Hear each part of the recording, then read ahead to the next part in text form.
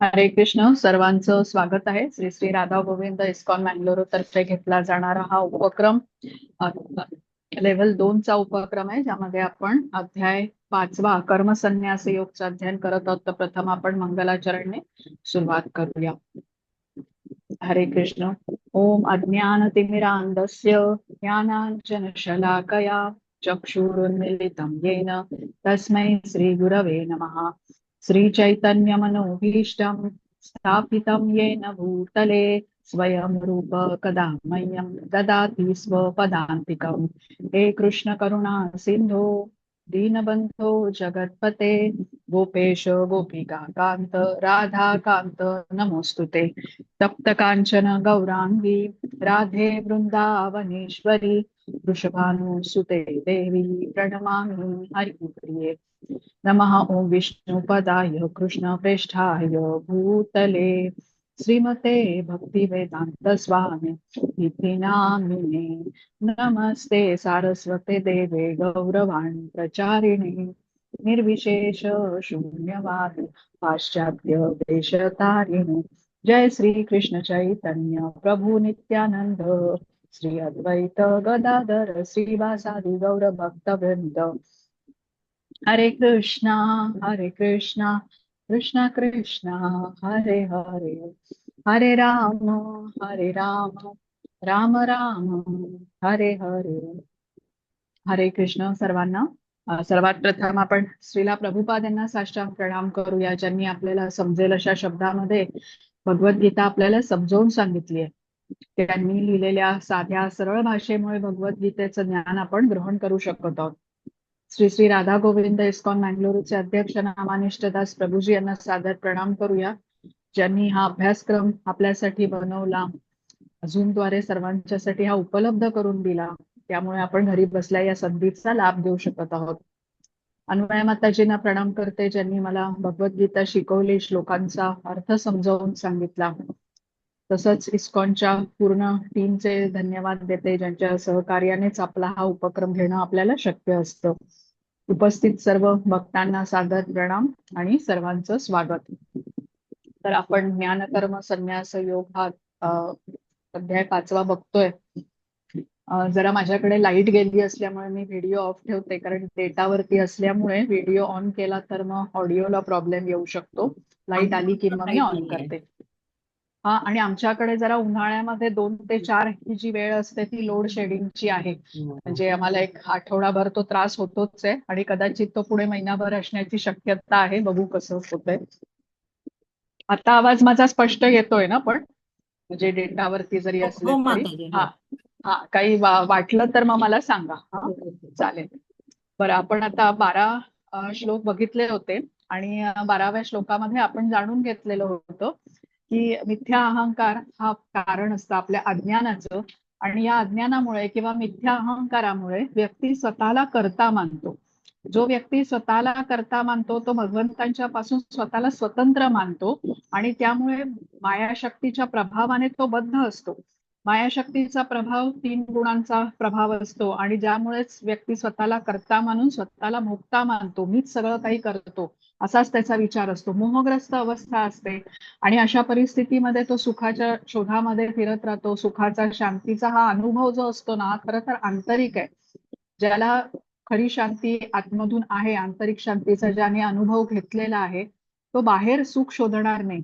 पण व्यक्ती कसा मिथ्या अहंकाराने नेमका उलटी गोष्ट करण्यामध्ये, इंद्रिय उपभोगामध्ये हे सुख शोधायला प्रवृत्त होतो आणि अशा व्यक्तीला मग शांती मिळत नाही. या श्लोकामध्ये नैष्टिकी शांती असा उल्लेख आहे बघा. नैष्टिकी शांती म्हणजे काय? अढळ शांती, दृढ शांती, जी निरंतर शांती मिळते अशा व्यक्तीला, जो भगवंतांच्या बरोबर जोडलेला आहे. पण इंद्रिय तृप्तीमध्ये जर का तो व्यक्ती असेल तर तो सुखी समाधानी असत नाही. तो असंतोषी असतो, असमाधानी असतो आणि अस्वस्थ असतो. फक्त शरीरासाठी अनेक अनेक सुखसोयी एकत्रित करण्याचा अनुभव म्हणजे त्याचा धडपड चाललेली असते. भगवंतांच्या पासून असा व्यक्ती दूर असतो आणि याचं कारण काय आहे? अज्ञान किंवा मिथ्या अहंकार. तर आज आपण 13व्या श्लोकापासून बघूया.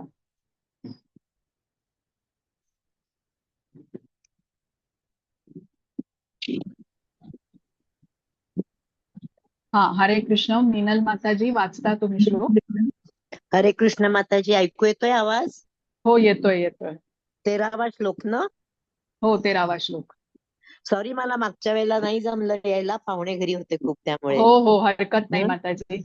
मी सर, आता रेकॉर्डिंग पाठवेन, कारण काय झालंय, जे प्रभूजी हं. रेकॉर्डिंग अपलोड करतात ते बाहेर गावी गेलेत, तर त्यामुळे आता ते 1-2 दिवसात येतील. मग अध्याय 5चं पूर्ण दोन्ही ह्याचं सेशनचं हो, मी रेकॉर्डिंग ते मी एकत्र विचारणारच पाठवते. होते तुम्हाला की त्याचं रेकॉर्डिंग नाही आलंय हो म्हणून. हो, नाही, ठीक आहे, ते पण बाहेर मी गावी थोडा गेलेत अंदाजाने जरा. 10 श्लोक वाचले होते. हो पहिले हो, 10 श्लोक वाचून ठेवले, अंदाजही झाले असतील असं समजून. बरं बरं. हो, 12 हो, झाले होते आपले. हा, हो, मी एक आता दोन मी दिवसात 13वा आता वाचते. रेकॉर्डिंग पाठवते, हा, ते हो आले की. चालेल, थँक्यू. हा हा, 13वा हरे वाचते. कृष्ण. हा, सर्व कर्माण हरे कृष्ण. सर्व कर्माणि मनसा संन्यस्यास्ते सुखं वशी. नवद्वारे पुरे देहि नैव कुर्वन्न कारयन्. हरे कृष्ण. वाचू का सायली त्याचा? माताजी. हो हो, हा, एक मिनिट. सायली आहे. ओके. हॅलो. हा, हा, वाचा वाचा. हरे कृष्ण. जेव्हा देहधारी जीव आपली प्रकृती संयमित करतो आणि मनाद्वारे सर्व कर्माचा त्याग करतो, तेव्हा तो कर्म न करता, तसेच कर्म न करविता 9 द्वारे असलेला या नगरात म्हणजे भौतिक शरीरात सुखाने राहतो. हरे कृष्ण. हरे कृष्ण. हा, आता इथे ना शरीराची तुलना 9 द्वारे असलेल्या नगराशी केलेली आहे. ही 9 द्वारा कुठली? तर 2 डोळे, 2 नाकपुड्या, 2 कान, 1 मुख, 1 गुदा आणि उपस्थ. आता जीव जोपर्यंत कृष्ण भावनेशी संलग्न होत नाही, तोपर्यंत तो प्रकृतीच्या 3 गुणांच्या प्रभावाखाली असतो आणि स्वतःला तो शरीरच मानत असतो आणि त्यामुळे विविध दुःख तो भोगत असतो. पण जेव्हा आता जीव कृष्ण भावनेचा स्वीकार करतो, शरीराशी तादात्म्य करणाऱ्या या क्रियांपासून अलिप्त होतो, कारण आता तो संयमित जीवन जगू लागतो. त्याला महत्व कळतं इंद्रिय संयमनाचं. म्हणजे 9 द्वारे असलेल्या या भौतिक देहात जरी तो असला, तरी तो कृष्ण भावना भावित झाल्याने आनंद अनुभवू शकतो.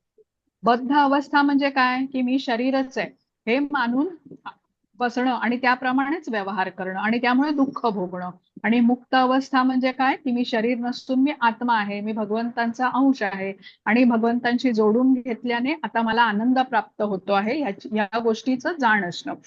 आता भौतिक शरीरात जरी तो असा व्यक्ती असला जो कृष्ण भावना भावित आहे, तरी तो मुक्त असतो, हे आपल्याला इथे सांगितलेलं आहे. भौतिकामध्ये राहूनही भौतिकाचा प्रभाव त्याच्यावरती पडत नाही.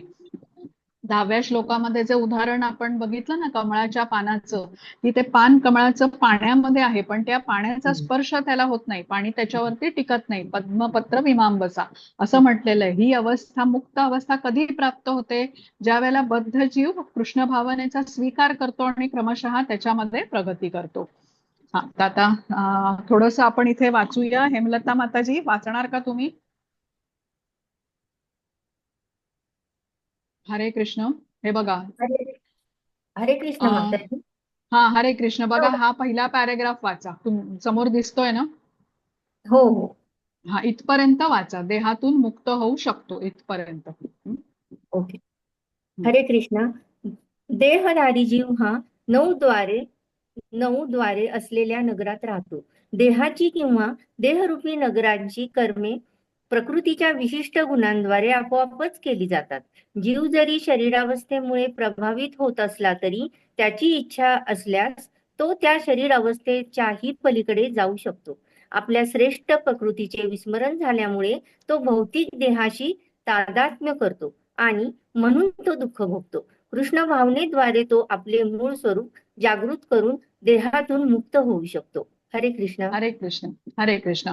आता हे आपण समजू शकतो की मी शरीर नसून आत्मा आहे, ही अवस्था येण्यासाठी आपल्याला कृष्ण भावनेचा स्वीकार करायला पाहिजे. आता 14वा. हरे कृष्ण माताजी. हरे कृष्ण. वाचू का? हो, वाचा. पण इथे एकच लाईन आहे श्लोकाची, पुस्तकातून वाचा. काहीतरी हा, प्रिंटिंग मध्ये गडबड आहे. बर, पुस्तकातून वाचते.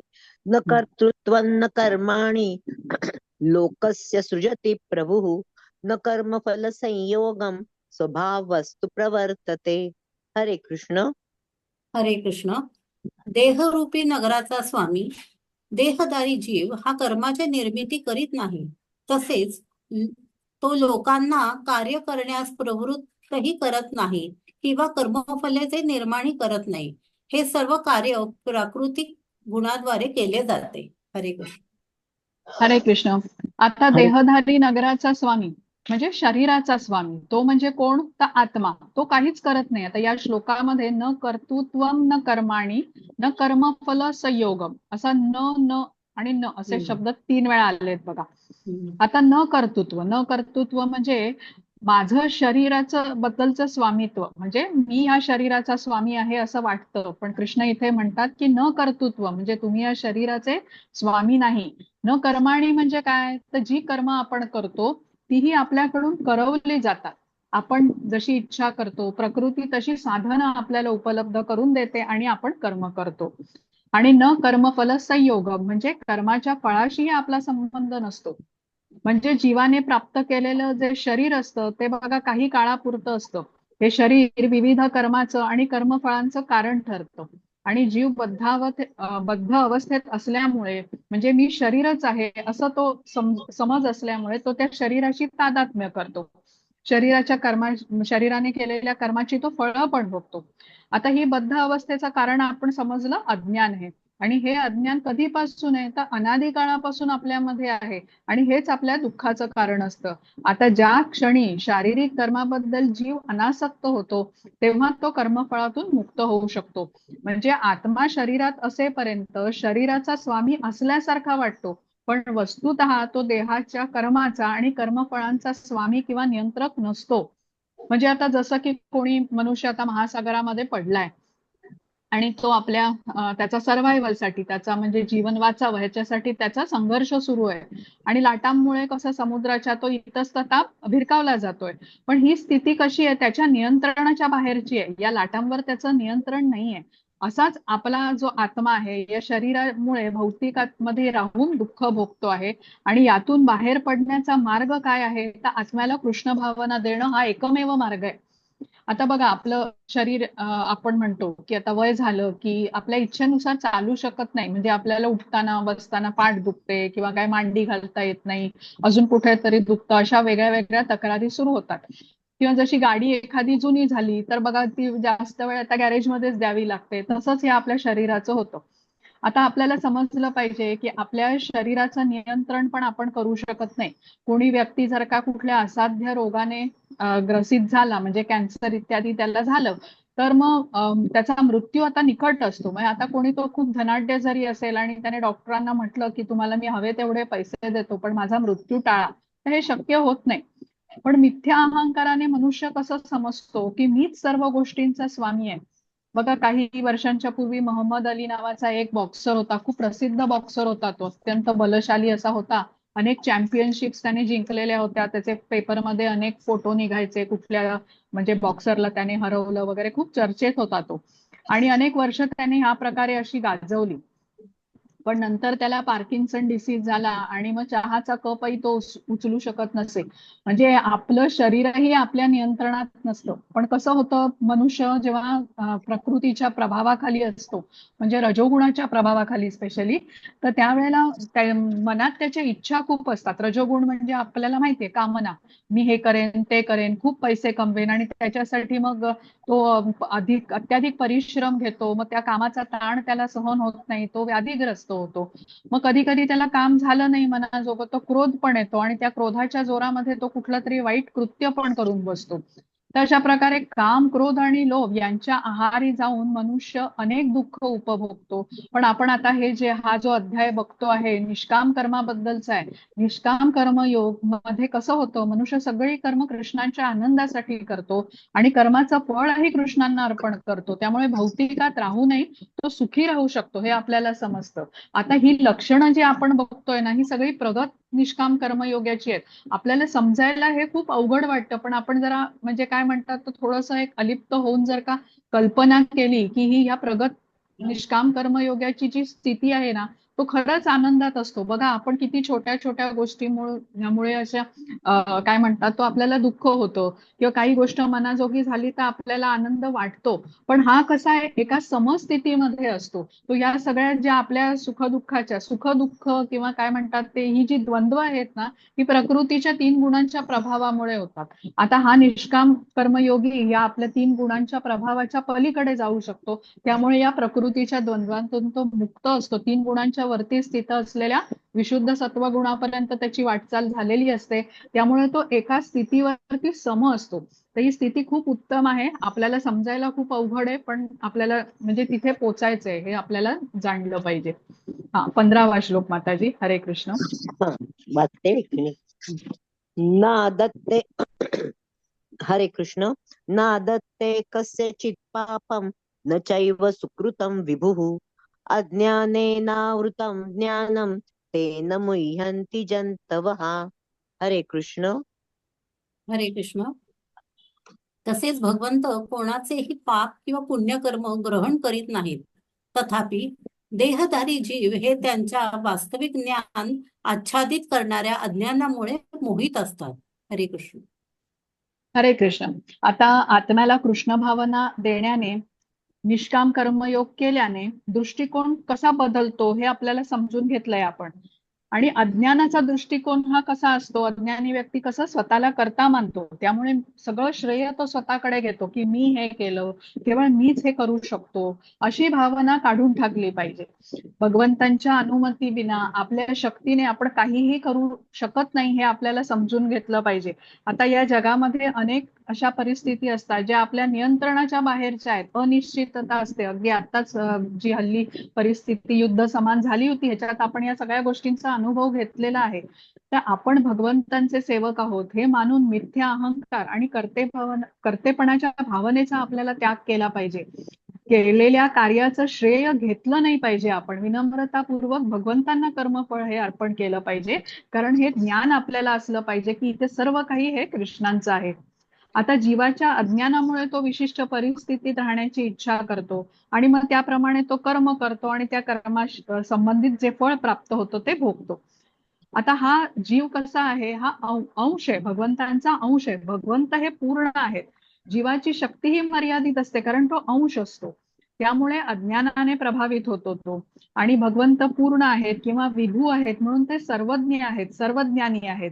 पण जीव भगवंतांच्या सारखा शक्तिमानही नाही. भगवंतांच्या शक्तीचा तो अंश आहे, अणू असतो त्याच्यामध्ये.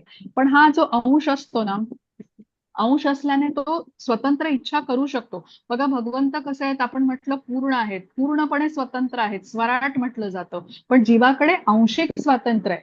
आता या आंशिक स्वातंत्र्याचा उपयोग ज्या वेळेला करून जीव इच्छा करतो आणि त्याची पूर्तता भगवंत करतात.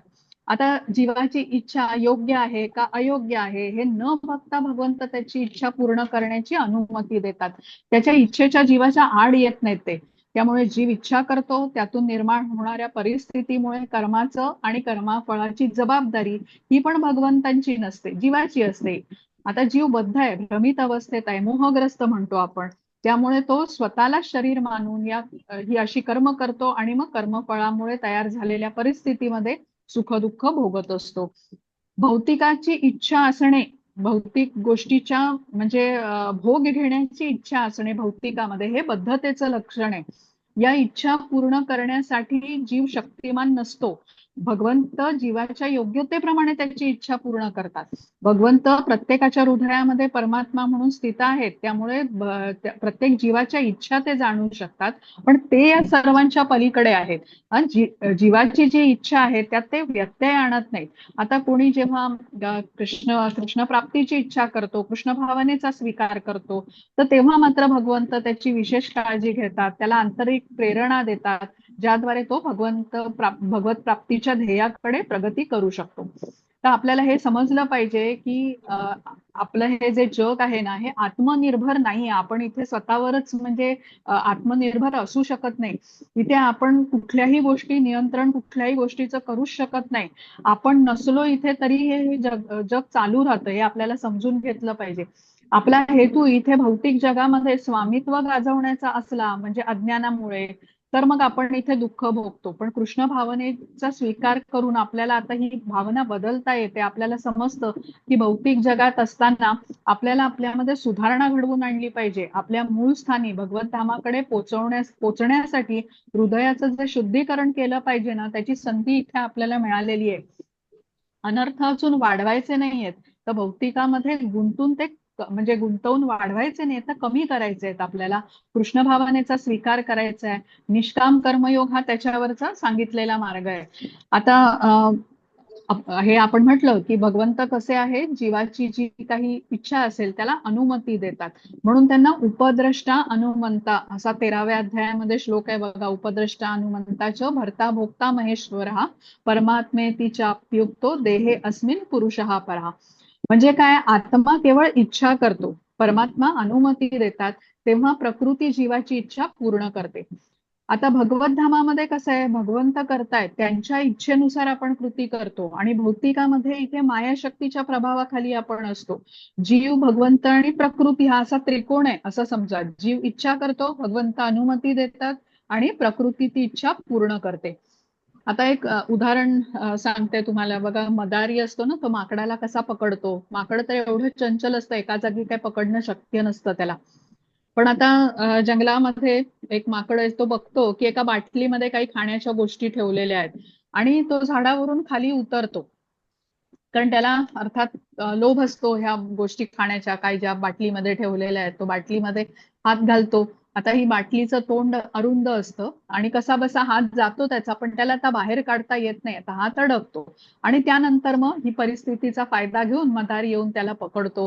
मग मदारी माकडाला नाचायला लावतो, शहरामध्ये घेऊन जातो, त्याच्यावरती पैसे पण कमवतो. तसंच ही मायाशक्ती असते बघा, जीवाला बद्ध करून नाचवते. माकड त्या बाटलीतल्या खाद्यपदार्थावरती आसक्त झालं आणि बंधनात अडकलं. आपणही या भौतिक जगामध्ये जे विविध भोगवस्तू आहे त्या मिळवण्याच्या शोधामध्ये त्याच्यामध्ये सुख मिळेल असं वाटून त्या बंधनामध्ये अडकतो आणि त्याचा परिणाम म्हणून मग आपण सुख दुःख भोगत असतो. बघा आजकाल आपण ऐकतो की म्हणजे गेल्या 25 वर्षामध्ये ना तरुणांमध्ये आत्महत्या करण्याचं प्रमाण पण वाढलेलं आहे.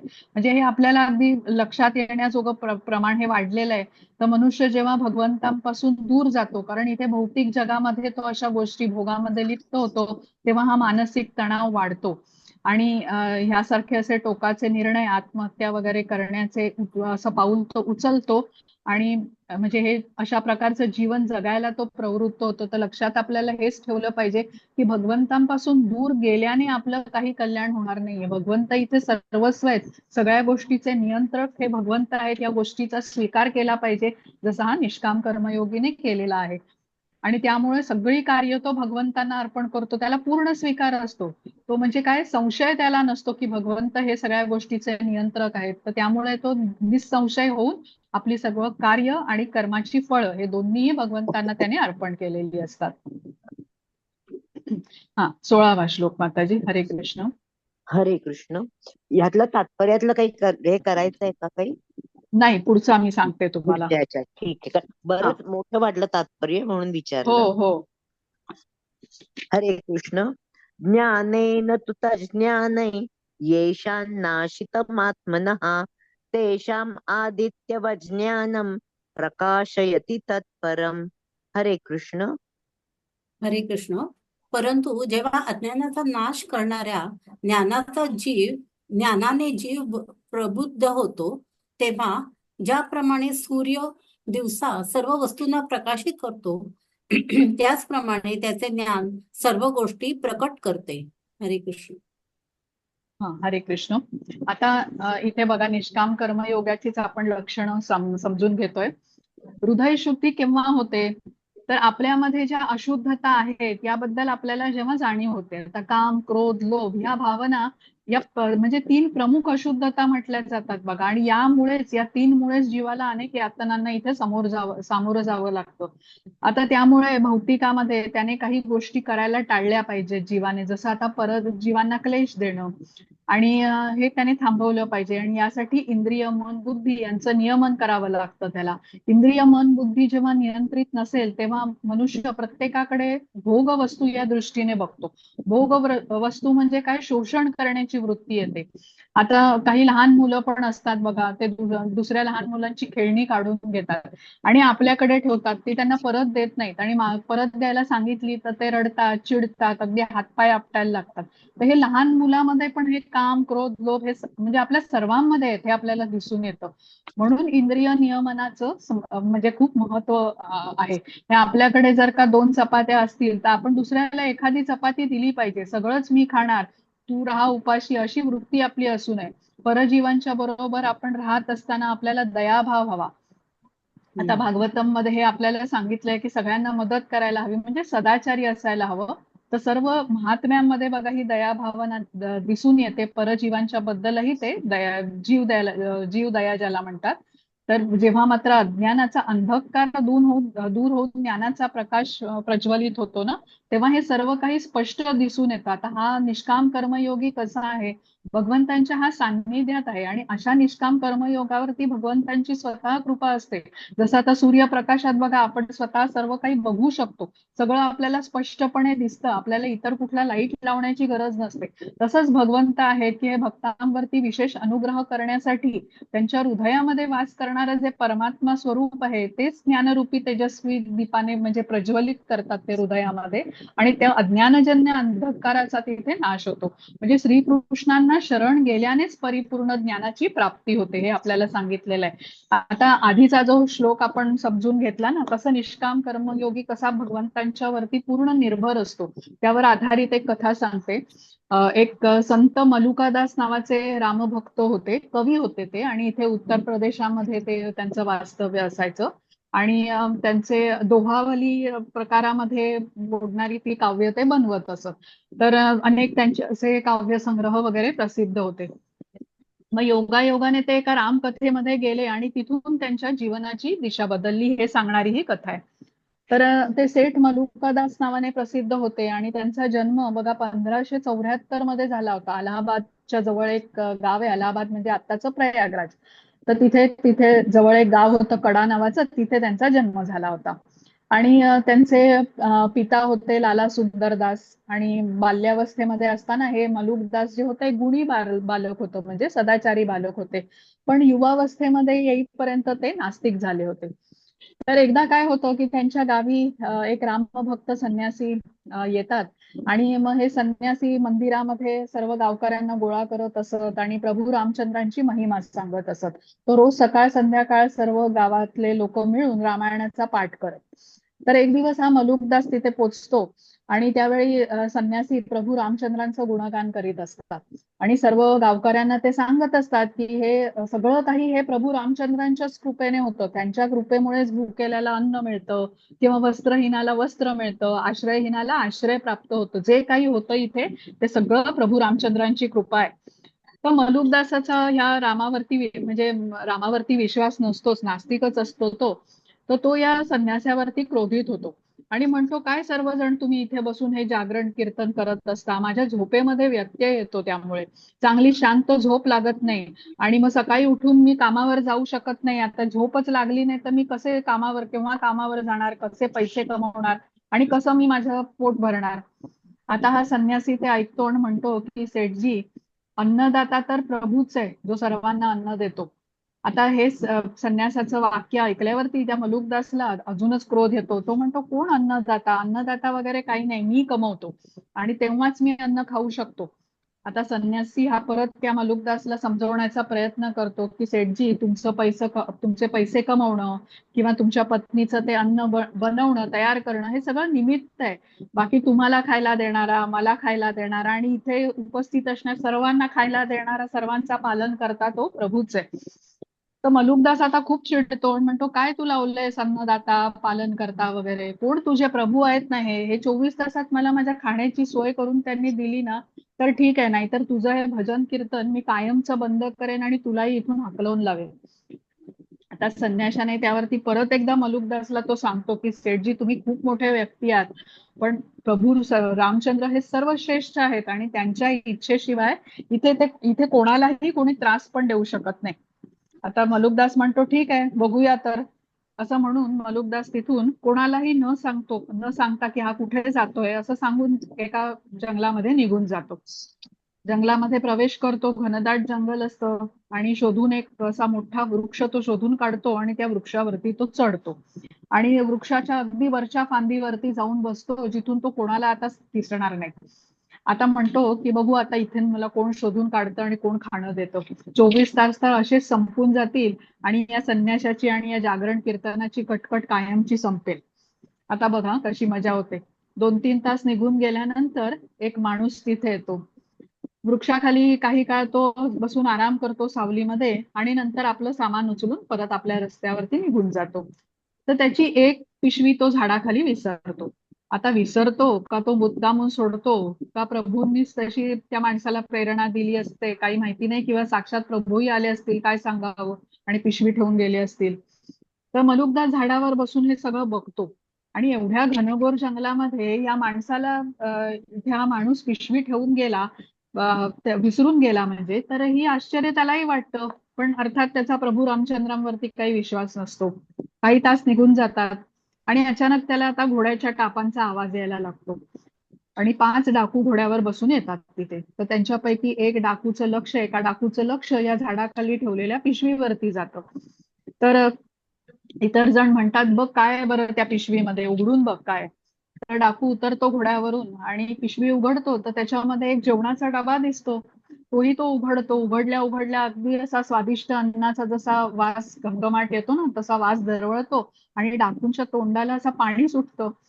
तर डाकू तर संशयी असतात. पटकन त्या डाकूचा सरदार जो असतो तो म्हणतो की तुम्ही खाणं खाऊ नका, थांबा, या अन्नात कोणीतरी विष कालवून ठेवलेलं असेल आणि आपल्या कोणा शत्रूचा हा कट असू शकतो, नाहीतर एवढ्या घनदाट जंगलामध्ये एवढा स्वादिष्ट अन्नाने भरलेला खाण्याचा डबा कोण भरून ठेवेल इथे.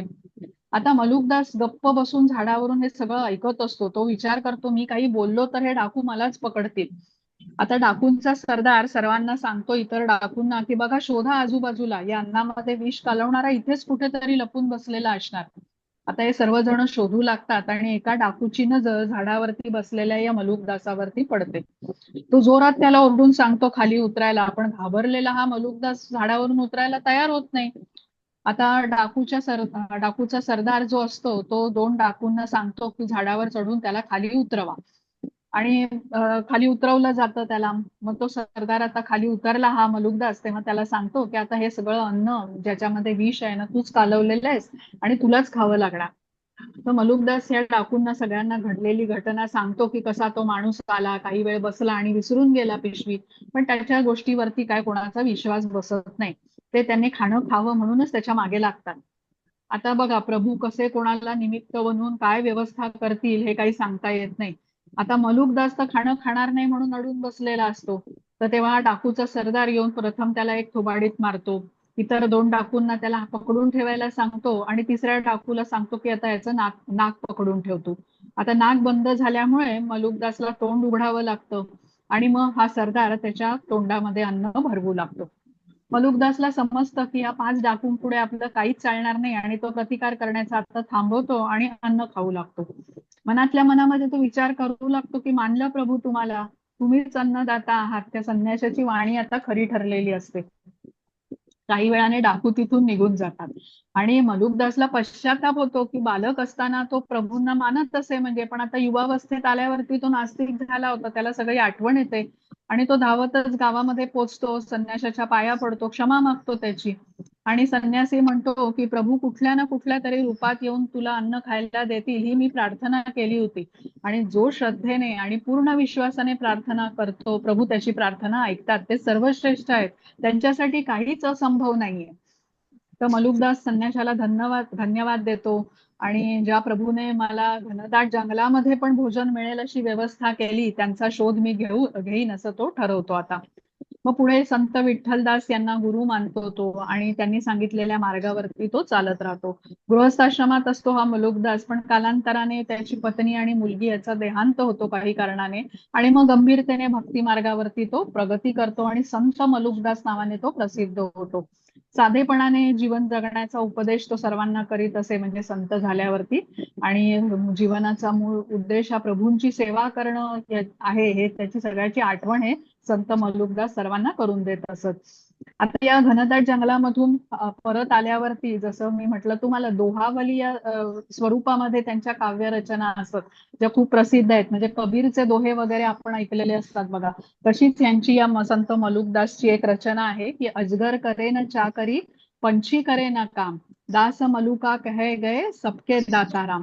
तर म्हणजे अजगर हा किती मोठा साप असतो बघा, तो काही काम करत नाही, एका जागी पडून असतो बघा. किंवा एखादा छोटासा पक्षी असेल, तोही काही करू शकत नाही, पण या अजगर आणि पक्षी या दोघांच्याही जीवन निर्वाहाची व्यवस्था प्रभू करतात. तर अधिकतर लोक बघा भौतिक जगामध्ये जीवन निर्वाहासाठी अत्याधिक परिश्रम करताना आपल्याला दिसतात ना, तर त्यांच्यासाठी संत मलुकदास यांनी दिलेला हा उपदेश आहे की मानवी जीवन हे प्रभूंची सेवा करण्यासाठी आपल्याला मिळालेली संधी आहे, भजन करण्यासाठी मिळालेलं आहे. जीवन निर्वाह तर प्रभू निश्चित करतातच. तर ही खूप अशी एक प्रेरणादायक गोष्ट आहे. आता 16वा श्लोक आपण बघितलेला आहे. आता 17वा बघूया. हरे कृष्ण. हरे कृष्ण माताजी. तद्बुद्धयस्तदात्मानस् तन्निष्ठास्तत्परायणाः गच्छन्त्य पुनरावृत्तिं ज्ञाननिर्धूतकल्मषाः. हरे कृष्ण. हरे कृष्ण. जेव्हा मनुष्याची बुद्धी, मन, निष्ठा आणि आश्रय हे सर्व भगवंतावर स्थिर होते, तेव्हा पूर्ण ज्ञानाद्वारे त्याची सर्व कल्मशे धुतली जातात आणि याप्रमाणे तो सहज मुक्तिपथावर अग्रेसर होतो. हरे कृष्ण. हरे कृष्ण. आता भौतिकामध्ये असताना आपल्याला लक्षात ठेवलं पाहिजे की इंद्रिय, मन, बुद्धी हे सर्व भगवंतांनी दिलेले आहे आपल्याला. इंद्रिय भोगांचे विषयही भगवंतांनीच दिलेले आहेत. पण मी आत्मा आहे आणि त्यामुळे मी या सर्वांपासून वेगळा आहे हे आपल्याला समजून घेतलं पाहिजे. भगवंत सर्वश्रेष्ठ आहे, सर्वोच्च आहे, त्यांच्याहून श्रेष्ठ कोणी नाही हे मनुष्याने जाणलं पाहिजे. पुढे 7व्या अध्यायामधला जो 7वा श्लोक आहे ना, मत्तः परतरम न अन्यत् किंचित अस्ति धनंजय मयि सर्वमिदं प्रोतम सूत्रे मणिगणा इव. म्हणजे काय, कृष्ण म्हणतात तिथे की हे धनंजया, माझ्याहून श्रेष्ठ असे दुसरे कुठलेही तत्व नाही. दोऱ्यामध्ये ओवलेल्या मण्यांप्रमाणे सर्व काही माझ्यावरती आश्रित आहे. आणि भगवंत कसे आहेत या सृष्टीचा आधार आहे. तिथे ज्या माळेची उपमा दिली, माळेच्या दोऱ्याची, बघा माळेमधले जे मोती असतात ना, त्याच्यातून आपल्याला तो दोरा दिसत नाही, पण तो दोरा आपण काढून घेतला तर कसे ते मणी विखुरले जातील. तसं भगवंतांनी ही सृष्टी धरून ठेवलेली आहे, म्हणून सृष्टीचा आधार आहे. तर हे आपल्याला मान्य केलं पाहिजे. म्हणूनच इथे ज्ञान निर्धूत कल्मषा असं पुढे जे सांगितलेलं आहे, मनुष्य आपलं मन, बुद्धी भगवंतांच्या चरणी अर्पण करतो, म्हणजे अनर्थ त्यामुळे त्याचे काढले जातात. म्हणून म्हणजे म्हणतो ना, कल्मष दूर होणे याला आहे तर ज्ञान निर्धूत कल्मष. हे अनर्थ असल्यामुळेच आपण अशा प्रकारे स्वामित्वाचा, मी स्वामी आहे असा विचार करतो. जेव्हा त्याचं शुद्धीकरण होतं पुढे, तेव्हा मुक्तीच्या मार्गावरती तो क्रमशः प्रगती करू शकतो.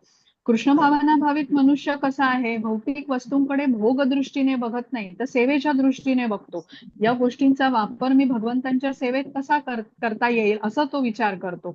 म्हणजे कृष्ण भावना भाविक व्यक्ती ही गोष्ट भौतिक आहे म्हणून त्याचा त्याग करत नाही, पण त्याचा भगवंतांच्या सेवेमध्ये कसा वापर करता येईल या प्रकारे विचार करतो. आता सर्व काही तर भगवंतांपासूनच आलेलं आहे, मग ते त्यांच्या सेवेमध्ये कसं अर्पण करता येईल याचा विचार तो करत असतो. त्यांच्या सेवेसाठीच वापरायला पाहिजे, ज्याला पूर्ण त्याग म्हटलेला आहे. बघा, आपण आधी हे शिकून घेतलंय ना, पूर्ण त्याग, ज्याला युक्त वैराग्य म्हणतं. आणि जिथे आपण श्रीला प्रभुपादांचं उदाहरण घेतलं होतं की श्रीला प्रभुपाद माईकचा वापर करत असत, पण माईक ही गोष्ट कशी आहे, भौतिक स्वरूपाची आहे. म्हणून श्रीला प्रभुपाद असं म्हणत नाही की मी त्यांचा त्याग करणार आहे, पण या माईकचा वापर करून मी सर्वांना कृष्ण ज्ञान देणार आहे, भगवद्गीता समजावून सांगणार आहे. त्यामुळे या माईकचा उपयोग आता भौतिक न राहता आध्यात्मिक कार्यासाठी होतोय. तसंच जगामध्ये या सर्व गोष्टी आहेत, या आपण सर्व भौतिक जरी असल्या तरी भगवंतांच्या सेवेमध्ये वापरू शकतो. जसं आता श्रीला प्रभुपाद विमानाने परदेशामध्ये गेले, तिथे ते कृष्ण ज्ञानाचा प्रचार करायचे, तेव्हा त्यांनी गाडीचा वापर केला किंवा त्यांची प्रवचनं ते डिक्टाफोनने रेकॉर्ड करत असत.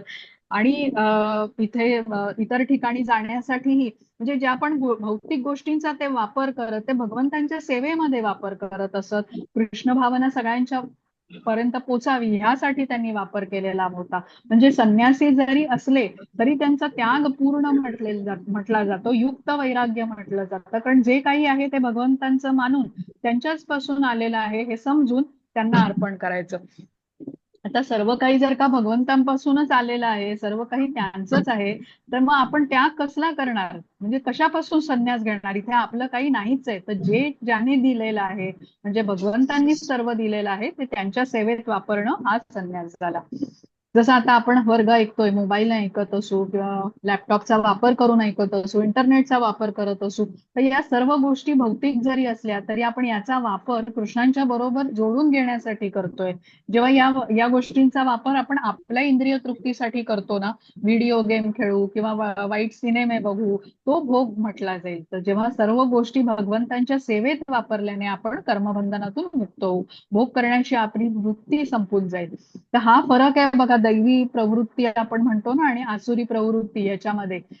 एखादा आता दैवी प्रवृत्तीचा व्यक्ती असेल आणि त्याच्या समोर जर का गाय असेल, तर तो कसा बघेल? तर गौ माता या दृष्टीने बघेल की मी हिची कशी सेवा करू, हिचं वासरू आहे, त्याचं रक्षण होईल, यासाठी तो गौशालेची किंवा त्याला शेड वगैरे तो व्यवस्था करेल, तिच्या चाऱ्या पाण्याचं कडे लक्ष देईल. पण आसुरी वृत्तीच्या व्यक्तीची कशी तिच्याकडे बघण्याची नजर असेल, तर ही गाय एवढी दष्टपुष्ट आहे, हिचं मांस विकून मला काय मिळेल, असा विचार, म्हणजे भोग वृत्ती आहे त्याची, किंवा शोषण वृत्ती आहे की मला काय मिळेल, ह्या प्रकारे हे आसुरी वृत्तीचे असतात. किंवा आता रावणाचं उदाहरण आहे बघा, सीतेकडे त्याची भोगदृष्टी होती, पण भक्त हनुमान कसं मातेच्या स्वरूपात बघितलं, सीता माता, म्हणजे प्रभू रामचंद्रांची तिची भेट व्हावी म्हणून मग त्यांनी कार्य केलं त्यांच्या प्रभू रामचंद्रांच्या सेवेमध्ये. तर या भक्त हनुमानाच्या भावनेचा आपल्याला स्वीकार करायला हवा, सेवा वृत्ती ठेवायला हवी आणि भोगवृत्ती आपल्यातून जाण्यासाठी ही आपली साधना करायला हवी. हा, आता 18वा बघूया. हा, हरे कृष्ण. हरे कृष्ण. विद्या विनय संपन्ने ब्राह्मणे गविहस्तिनि शुनी चैव शपाके च पंडिता समदर्शिनः. हरे कृष्ण. हरे कृष्ण. हो. विनम्र साधू व्यक्ती यथार्थ ज्ञानाच्या आधारे विद्या विनय संपन्न ब्राह्मण, गाय, हत्ती आणि चांडाळ या सर्वांना समदृष्टीने पाहतो. हरे कृष्ण. हरे कृष्ण.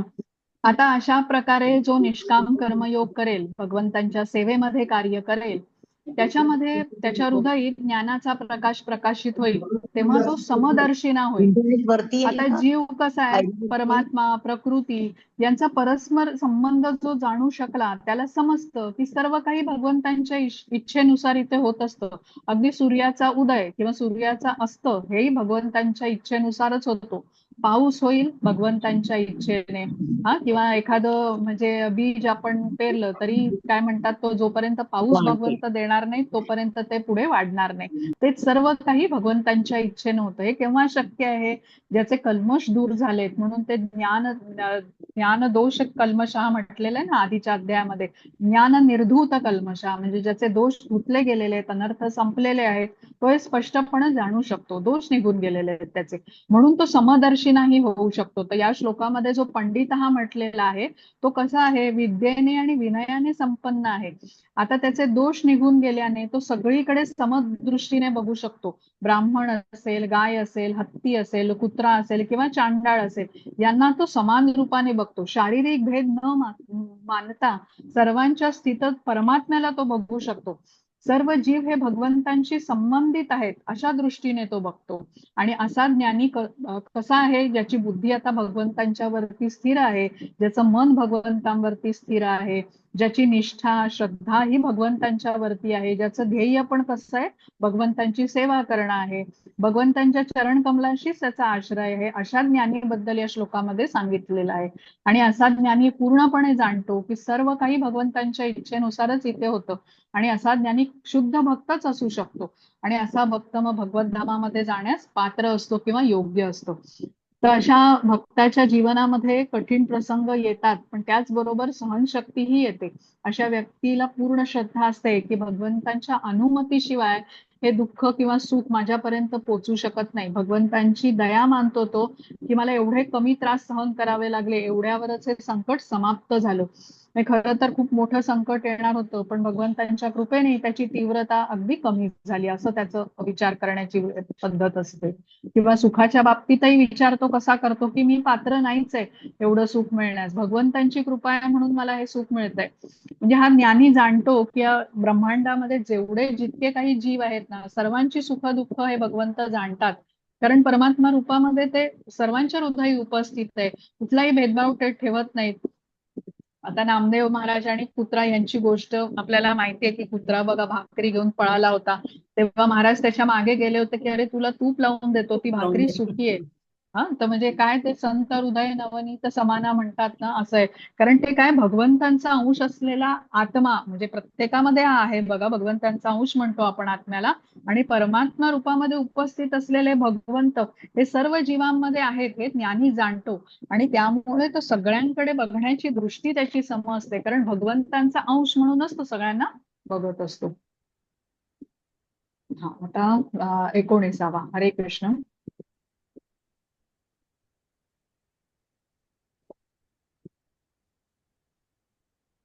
हा, मिनल माताजी तुम्ही म्यूट आहात. सॉरी, आता ऐकू येतंय का? हो, आता येतंय. हो. कारण तुम्ही गोष्ट सांगत होता तेव्हा मी जरा म्यूट घेऊन ऐकत होते मी. हा हा, बर बर. सॉरी. हा, 19वा श्लोक. इहैव तैर्जित सर्गो येषां साम्ये स्थितं मनः निर्दोषं हि समं ब्रह्म तस्मात् ब्रह्मणि ते स्थिताः. हरे कृष्ण. हरे कृष्ण.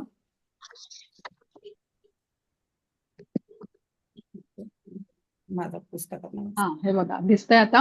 हा, हा. ज्याचे मन एकत्व आणि समतेत स्थित आहे त्यांनी जन्म आणि मृत्यूच्या बंधनावर पूर्वीच विजय प्राप्त केला आहे. ते ब्रह्माप्रमाणेच निर्दोष आहेत आणि याप्रमाणे ते पूर्वीच ब्रह्मामध्ये स्थित झालेले असतात. हरे कृष्ण. हरे कृष्ण. आता इथे या श्लोकामध्ये साम्ये स्थितम मनः म्हणजे समत्वात, आणि पुढे आहे एकत्व. एकत्व म्हणजे सुख दुःखात हानी लाभामध्ये सम राहणे, समत्वात आणि एकत्वात याबद्दल सांगितलंय. आता कसं आहे, जो एकत्वात आहे किंवा समत्वात आहे म्हणजे परमात्म्याच्या बरोबर तादात्म्य करू शकतो. शरीराच्या बरोबर व्यक्ती तादात्म्य करतो ना, तेव्हा तो द्वंद्वामध्ये असतो. शरीराबरोबर काय म्हणतात ते तादात्म्य साधलं की प्रकृतीच्या 3 गुणांच्या प्रभावाखाली आलं, म्हणून द्वंद्वाचा स्वभाव झाला. पण ज्या वेळेला तो आत्म्याबरोबर किंवा परमात्म्याच्या बरोबर जोडून घेतो, तर तेव्हा तो द्वंद्वापासून मुक्त होतो. तर असा व्यक्ती आत्मसाक्षात्काराच्या स्तरापर्यंत उन्नत आहे असं आपण समजू शकतो. आत्मसाक्षात्काराची अवस्था म्हणजे मुक्त अवस्था आहे, आणि असा व्यक्ती मृत्यूनंतर भगवतधामाची प्राप्ती करायला पात्र होतो. आता एकत्व आणि समत्व हे सर्व गुण जीवामध्ये येतात जेव्हा त्याची उन्नती होते. आता भगवंत कसे आहेत, सर्व दोषरहित आहेत बघा. आसक्ती, द्वेष असे दोष भगवंतामध्ये नाहीयेत. तर हे सर्व दोष जे असतात ना, ते बद्ध जीवांमध्ये सापडतात. पण जेव्हा व्यक्ती आत्मसाक्षात्काराच्या पातळीपर्यंत येतो, तेव्हा तो आसक्ती रहित होतो, द्वेष रहित होतो, म्हणजे तोही भगवंतांच्या सारखे गुण त्याच्यामध्ये येतात. आणि असा व्यक्ती मग भगवतधामामध्ये प्रवेश करण्यास पात्र होतो. तर या स्तरावरील व्यक्ती ब्रह्मस्तरावरती स्थित असतो, म्हणून ब्रह्माणी स्थित हा असं म्हटलेलं आहे. आता द्वंद्व आहे म्हणजे प्रकृतीच्या 3 गुणांचा प्रभाव आहे, आणि समत्व असणं म्हणजे द्वंद्व रहित असणं, म्हणजे कुठल्या गुणामध्ये स्थित आहे तो विशुद्ध सत्व गुणामध्ये स्थित आहे, 3 गुणांच्या पलीकडे गुणातीत अवस्थेमध्ये स्थित आहे. द्वंद्व आहेत म्हणजे सुख दुःख, हानी लाभ, जय पराजय, असं जे सगळी द्वंद्व आहेत ह्या प्रकृतीच्या प्रभावाखाली येतात. पण जो आता या स्तराला पार करून आत्मसाक्षात्काराच्या पातळीपर्यंत उन्नत होऊ शकतो, तो ह्या म्हणजे ह्या द्वंद्वांच्या रहित होतो, म्हणून तो समत्वामध्ये स्थित असतो असं म्हटलं. हा, हेमलता माताजी याचं तात्पर्य वाचता का?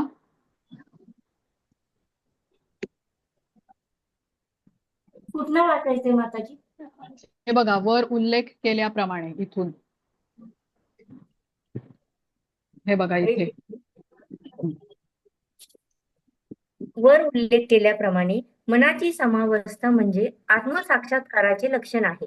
ज्यांनी वास्तविकपणे अशा अवस्थेची प्राप्ती केली आहे त्यांनी भौतिक बंधने, विशेषतः जन्म आणि मृत्यू यावर विजय प्राप्त केल्याचे जाणले पाहिजे.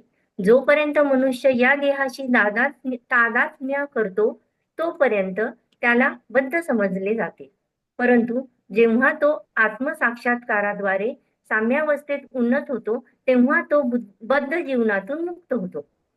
दुसऱ्या क्षणात सांगावयाचे तर त्याला भौतिक जगतात पुन्हा जन्म घ्यावा लागत नाही, तर तो मृत्यूनंतर आध्यात्मिक जगतात प्रवेश करू शकतो. भगवंत हे निर्दोष आहेत, कारण ते आसक्ती आणि द्वेषरहित आहेत. त्याचप्रमाणे जेव्हा जीव आसक्ती आणि द्वेषरहित होतो तेव्हा तो सुद्धा निर्दोष होतो आणि आध्यात्मिक जगतात प्रवेश करण्यास प्राप्त होतो.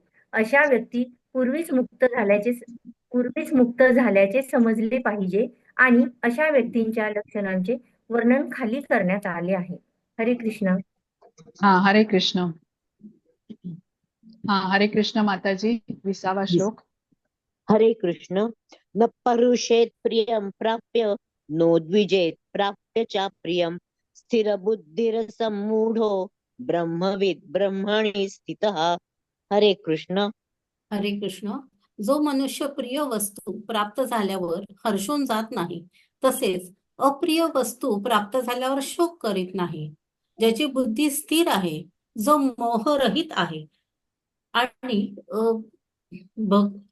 भगवत विज्ञान जाणतो, तो पूर्वीच ब्रह्मामध्ये स्थित असतो. हरे कृष्ण. हरे कृष्ण. आता इथे जो ब्रह्मणी स्थित आहे म्हणजे ब्रह्मस्तरावरती स्थित आहे ना, त्याच्याबद्दल सांगितलेलं आहे. ब्रह्मस्तरावरील व्यक्ती मी शरीर नसून आत्मा आहे हे निश्चितपणे जाणतो. म्हणजे तादात्म्य कुठे करतोय? तो आत्म्याकडे करतोय. त्यामुळे तो मिथ्या अहंकारापासून मुक्त असतो. शरीरासंबंधीची कुठलीही गोष्ट प्राप्त करून तो आनंदी होत नाही किंवा शरीरासंबंधीची कुठली गोष्ट गमावली म्हणून त्याला दुःख होत नाही. या अवस्थेला स्थिर बुद्धी म्हटलेलं आहे. शरीर आणि आत्मा हा जो फरक आहे ना, हा तो व्यवस्थितपणे तो समजतो आणि अशा स्तरापर्यंत उन्नत होऊ शकतो. आणि परमसत्याचा जो साक्षात्कार आहे बघा, 3 टप्प्यामध्ये होतो ना. आपण म्हणतो पहिला टप्पा ब्रह्मण आहे, मग नंतर परमात्मा आणि भगवान. हे तिन्ही टप्पे पार करून तो अंतिम स्तरापर्यंत प्रगती करतो. म्हणजे परमसत्याचं पूर्ण विज्ञान समजण्याच्या स्तरापर्यंत तो प्रगत होतो. म्हणून हा ब्रह्मणी स्तर म्हटलेला आहे. ब्रह्मणी स्थिता किंवा ब्रह्मसाक्षात्कार त्याला होतो, आत्मसाक्षात्कार होतो म्हणूया. आणि ही स्थिर बुद्धी जी असते ह्यालाच कृष्ण भावना म्हणून ओळखली जाते, जिथे भौतिक द्वंद्वाने तो विचलित होत नाही. जेव्हा तो आत्म्याशी तादात्म्य न करता शरीराशी तादात्म्य साधतो तेव्हा तो प्रकृतीच्या 3 गुणांच्या प्रभावाखाली असतो आणि तिथे तो द्वंद्वानेच युक्त होतो. द्वंद्व सोडली याचा अर्थच तो प्रकृतीच्या 3 गुणांच्या पार गेलेला आहे. म्हणजे तो ब्रह्मणी स्थित किंवा 3 गुणांना पार करून गुणातीत अवस्थेमध्ये पोहोचलेला आहे.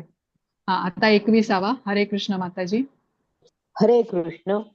बाह्यस्पर्शेक्षुसक्तात्मा विन्द्यात्मनि यत् सुखम स ब्रह्मयोगयुक्तात्मा सुखमक्षयमश्नुते. हरे कृष्ण. हरे कृष्ण. असा मुक्त मनुष्य भौतिक इंद्रिय सुखामध्ये आसक्त होत नाही, तर तो स्वतःमध्ये सुखाचा अनुभव घेत सदैव समाधीस्थ असतो. या प्रकारे आत्मसाक्षात्कारी मनुष्य ब्रह्माच्या ठाई एकाग्र झाल्याने अमर्याद सुखाचा अनुभव घेतो. हरे कृष्ण. हरे कृष्ण. आता आत्मसाक्षात्कारी व्यक्ती शरीराशी तादात्म्य त्याचं संपलेलं आहे. त्यामुळे भौतिक इंद्रिय सुखामधून तो आनंद मिळवत नाही. भौतिक जगामध्ये सर्वश्रेष्ठ मानल्या जाणाऱ्या मैथुन सुखाबद्दल असा आत्मसाक्षात्कारी व्यक्ती त्याला विकारी म्हणून बघत असतो. त्याचं मन कुठे आहे? भगवंतांच्या चरण कमलांवरती स्थित आहे. त्यामुळे अत्यंत उच्च असा रसास्वाद तो घेऊ शकत असतो. भौतिक जगामध्ये श्रेष्ठ समजले जाणारे भोग त्यामुळे त्याला तुच्छ वाटतात. आता मैथुन सुख हे मी शरीर आहे मानूनच केलेला भोग आहे आणि आत्मसाक्षात्कारी व्यक्ती मी शरीर नसून मी आत्मा आहे अशा स्तरापर्यंत उन्नत झाल्याने आत्म्याला तो भगवंतांच्या बरोबर जोडून जे दिव्य रसाचं आस्वादन करता येतं ते तो करत असतो आणि त्यापुढे भौतिकातील सर्व भोग त्याला तुच्छ वाटतात. आध्यात्मिक आनंदाची जी तुलना असते ना, ती भौतिक भोगातून प्राप्त होणाऱ्या कुठल्याही भोगाबरोबर केलीच जाऊ शकत नाही बघा. कृष्णांबरोबर जोडून घेतल्याने प्राप्त होणारी आनंदाची अनुभूती ही सर्वात श्रेष्ठ मानलेली आहे. आणि ती कशी आहे, ती कायमस्वरूपी टिकणारी आहे. हा आनंद संपत नाही, समाधान देणारा आनंद असतो. आणि भौतिक जगामध्ये इंद्रिय उपभोग केल्याने जो आनंद मिळतो तो कसा असतो, क्षणिक असतो, काही काळ टिकणारा असतो. आणि असा आनंद जरी मिळाला तरी तो समाधान देत नाही आपल्याला. त्यामुळे अजून भोग करावा, अजून भोग करावा असं सतत वाटत राहतं. आणि त्यासाठीच मनुष्य मग अधिकाधिक हे इंद्रिय भोग करण्यासाठी प्रवृत्त पण होतो. पण भगवंतांच्या चरणाशी जोडून घेतल्याने जो आनंद आपल्याला मिळतो, थोडीशी सेवा आपण भगवंतांची केली तर आनंद मात्र आपल्याला हा अनेक पटीने मिळत असतो. त्याचा म्हणजे अनुभव पण आपण घेऊ शकतो. आता 22वा. हरे कृष्ण. हरे कृष्ण. ये हि संस्पर्शजा भोग दुःख योनय एव ते आद्यन्तवन्तः कौन्तेय न तेषु रमते बुधः. हरे कृष्ण. हरे कृष्ण. भौतिक इंद्रियांच्या संयोगापासून उत्पन्न होणाऱ्या दुःखांच्या कारणांमध्ये बुद्धिमान मनुष्य भाग घेत नाही. हे कौंतेया, अशा सुखांना आरंभ आणि शेवट असतो. बुद्धिमान व्यक्ती यामध्ये आनंद घेत नाही. हरे कृष्ण. हरे कृष्ण. आता जेव्हा व्यक्ती मिथ्या अहंकाराच्या प्रभावाने मी शरीर आहे असंच मानतो, तेव्हा असा व्यक्ती इंद्रिय विषयांच्या मागे असतो. परमात्मा हृदयात आहेत आपल्या. आणि जेव्हा या हृदयातून कल्मश दूर जातात, जेव्हा आपण भगवंतांच्या बरोबर सेवाभावाने त्यांचे भक्तिमय प्रेममय सेवा करतो, तेव्हा या परमात्म्याचा आवाज आपण ऐकू शकतो. पण भगवंतांना विसरून जे इंद्रिय भोगामध्ये अडकतात ते मात्र बंधनामध्ये अधिकाधिक गुंतत जातात. इंद्रिय उपभोगांचे जे विषय आहेत ते सुरुवातीला आनंद देतात, पण अंततः दुःखच मिळतं. आणि त्यांचा आरंभ आणि अंत असतो. तात्पुरत्या स्वरूपाचं सुख मिळतं अशा उपभोगातून आपण म्हणतो. आणि त्याने इंद्रियांचं समाधान होत नाही. इंद्रियांच्या इच्छा पूर्ण केल्या आता आगीमध्ये तेल घातल्यासारखी इंद्रियांच्या इच्छा त्या अधिकच बळावतात. या इंद्रियांची तृप्ती करता करता आपण इंद्रिय कर्मबंधनामध्ये अडकतो. आणि आपण समजून घेतलंय बघा, इंद्रिय कशी असतात, बलवान असतात. आणि त्यांच्या इच्छा पण अनियंत्रित असतात. आणि कोणी त्या पूर्ण करण्यासाठी जन्म जरी घालवला तरी त्या संपत नाहीत. म्हणजे आपल्याला वाटेल की आपण इंद्रियांच्या इच्छा पूर्ण केल्या तर समाधान मिळेल, अशी परिस्थिती कधीच येत नाही. म्हणजे आग कशी भडकावी इंधन घातल्यावर, तशी मात्र परिस्थिती होते. आणि त्या इच्छा पूर्ण करताना कर्मबंधनामध्ये आपल्याला अधिकच ती परिस्थिती अडकवते. जन्म मृत्यूचं चक्र त्यामुळे सुटतच नाही. आणि अनादी कालापासून इंद्रिय तृप्तीच आपण करत आलेलो आहोत. पण आता आपला संपर्क भगवद्गीतेशी आल्याने आपण हे जाणू शकतोय ज्ञान. तर या इंद्रियांना जर आपण कृष्णांकडे वळवलं, त्यांच्या सेवेमध्ये नियोजित केलं, तर मनुष्य अत्यंत उच्च अशा रसाचं आस्वादन करू शकतो, ज्याचं सुख हे सर्वश्रेष्ठ आहे आणि शाश्वत स्वरूपाचं आहे. कारण ते कृष्णांकडून प्राप्त होत आहे. इथे आनंदाचा उगम कोण आहे, कृष्ण आहे. सोर्स कोण आहे, कृष्ण आहे. त्यामुळे मिळणारं सुख पण तसंच आहे. तर मात्र हे भौतिक भोगापासून मिळणारं जे सुख असतं हे अत्यंत तुच्छ दर्जाचं असतं त्या सुखाच्या मागे. पण आपण अज्ञानामुळे मात्र तेच करायला प्रवृत्त होतो. तर इथे जो या 22व्या श्लोकामध्ये कृष्णांनी आपल्याला इंद्रिय संयमनाचा जो मार्ग सांगितलेला आहे ना, तो आपल्यासाठी सुखाचा मार्ग आहे. म्हणजे आपण अनादी कालापासून इंद्रिय तृप्तीच करत आलेलो आहे. त्यामुळे एका पाठोपाठ एक आपण शरीर बदललेली आहेत. पण इथे कृष्ण सांगतात की न तेषु रमते बुधा. न तेषु रमते बुधा म्हणजे काय, की बुद्धिमान व्यक्ती ह्याच्यामध्ये रमत नाही. बुद्धिमान व्यक्ती इथे रमत नाही इंद्रिय उपभोगामध्ये, तर मग कुठे रमतो, तो अक्षय देतो. आणि शाश्वत सुख कुठे आहे, तर कृष्णांच्या भक्तीमध्ये आहे. कृष्णांचं एक नाम पण आपल्याला अनंत जन्माची पाप नष्ट करतात असं भागवतामध्ये म्हटलेलं आहे. म्हणजे आपण काय एक नाम घेतो आणि आपल्याला मिळतं काय, सर्वतोपरी कल्याण होतं. आणि या उलट इंद्रिय उपभोगांचा विचार करा. क्षणिक सुखासाठी आपण तिथे जातो आणि म्हणजे ज्याला टेम्पटेशन म्हणतात ना, आणि परत काय घेऊन येतो, अनेक जन्मासाठी आपण जन्म मृत्यूच्या चक्रामध्ये अडकून राहतो. तर आहे का फायद्याचा आपल्या, तर निश्चित नाहीये. आणि हे इंद्रिय उपभोगांचे जे विषय असतात ना, ते आपल्या दुःखालाच कारणीभूत होतात. आता कसे विचार करा बघा, इंद्रिय उपभोग करायला नाही मिळाला तरी त्या व्यक्तीला दुःख असतं. मिळाला उपभोग करायला पण तो पाहिजे तेवढा नाही मिळाला तरी त्याला दुःख असतं. आणि खूप जास्त करायला मिळत असेल पण तरीही दुःख असतं, कारण इंद्रियांची तेवढी क्षमताच नसते, मर्यादित क्षमतेची इंद्रिय असतात. जसं आता गुलाबजाम एखाद्याला खायला खूप आवडत असतील आणि मिळाले नाहीत त्याला खायला, म्हणून तो दुःखी होतो. किंवा आता एखाद्या दिवशी त्याला मिळाले खायला, पण त्याला खायचे होते 5-7, पण मिळाले त्याला 2च, म्हणून तो दुःखी असतो. आणि एखाद्या दिवशी खूप आहेत, 50 गुलाबजाम समोर आहेत, पण 5 पेक्षा जास्त खाऊच शकत नाही, म्हणून दुःख असतं. तर भोग हे असेच असतात बघा, आपण एका विशिष्ट मर्यादेबाहेर करूच शकत नाही, आपण आजारी पडतो. कारण आपलं हे मनुष्य शरीरच असं आहे, भोग आपण त्या एका मर्यादेच्या बाहेर करू शकत नाही. पण तप जे असतात ना, म्हणजे आता जसं एकादशीचं आपण व्रत करतो बघा, म्हणजे नेहमीपेक्षा आपण कमी खातो त्या दिवशी, त्याने आपण आजारी होत नाही. किंवा आता जे 16 माळा करत असतील, एखाद्या दिवशी त्यांनी 2-3 माळा जास्त केल्या तरी कोणी आजारी पडत नाही. किंवा आता आपण हा भगवद्गीतेचा वर्ग घेतो, तास सव्वा तास तर आपण बसतोच, पण एखाद्या दिवशी आपला 2 तास वर्ग चालला तरी आपण आजारी पडणार नाही. पण भोगाचं प्रमाण वाढलं ना, तर मनुष्य निश्चित आजारी पडतो. आणि त्यासाठी इथे म्हटलंय की बुद्धिमान व्यक्ती रममाण कुठे असतो, तर भगवंतांच्या नाम, गुण, रूप, लीला याचं श्रवण कीर्तन करण्यामध्ये तो रमतो. म्हणजे एवढं त्याचं मन गुंततं की तिथून काढून घेण्याची त्याची इच्छा होत नाही. मुद्दामून लावलं जात नाही मन तिथे, त्याला आनंद मिळतच राहतो. बुद्धिमान व्यक्ती कृष्णाची भक्ती करूनच असीमित सुखाचा आनंद प्राप्त करतो. त्यामुळे क्षणभंगूर भौतिक इंद्रिय तृप्तीच्या मागे तो पळत नाही. आता आपण जेव्हा सर्व इंद्रियांना कृष्णांच्या सेवेमध्ये नियोजित करतो, त्यावेळेला सर्व सुखांचा अनुभव घेऊ शकतो. कारण कृष्णांचं नावच आहे गोविंद. गोविंद म्हणजे इंद्रियांना आनंद देणारे, सुख देणारे. म्हणजे जर का कोणाला खरी इंद्रिय तृप्ती हवी असेल, तर सर्व इंद्रियांना कृष्णांच्या सेवेमध्ये आपल्याला नियोजित करायला हवं. पण जे आपलं अज्ञान आहे किंवा आपली अविद्या आहे, ती आपल्याला इंद्रिय उपभोगांच्या विषयामध्ये सुख शोधायला प्रवृत्त करते. आणि जो शाश्वत सुखाचा अनंत स्रोत आहे म्हणजे कृष्ण, तिथे बघायला, त्यांच्याकडे वळायला प्रवृत्त करत नाही. हे मायेचं स्वरूप आहे. इल्युजन म्हणतात ना, भ्रमिष्ट करते आपल्याला माया, ज्ञानच हिरावून घेते. आणि अधिकाधिक आपण इंद्रिय तृप्तीच करू लागतो.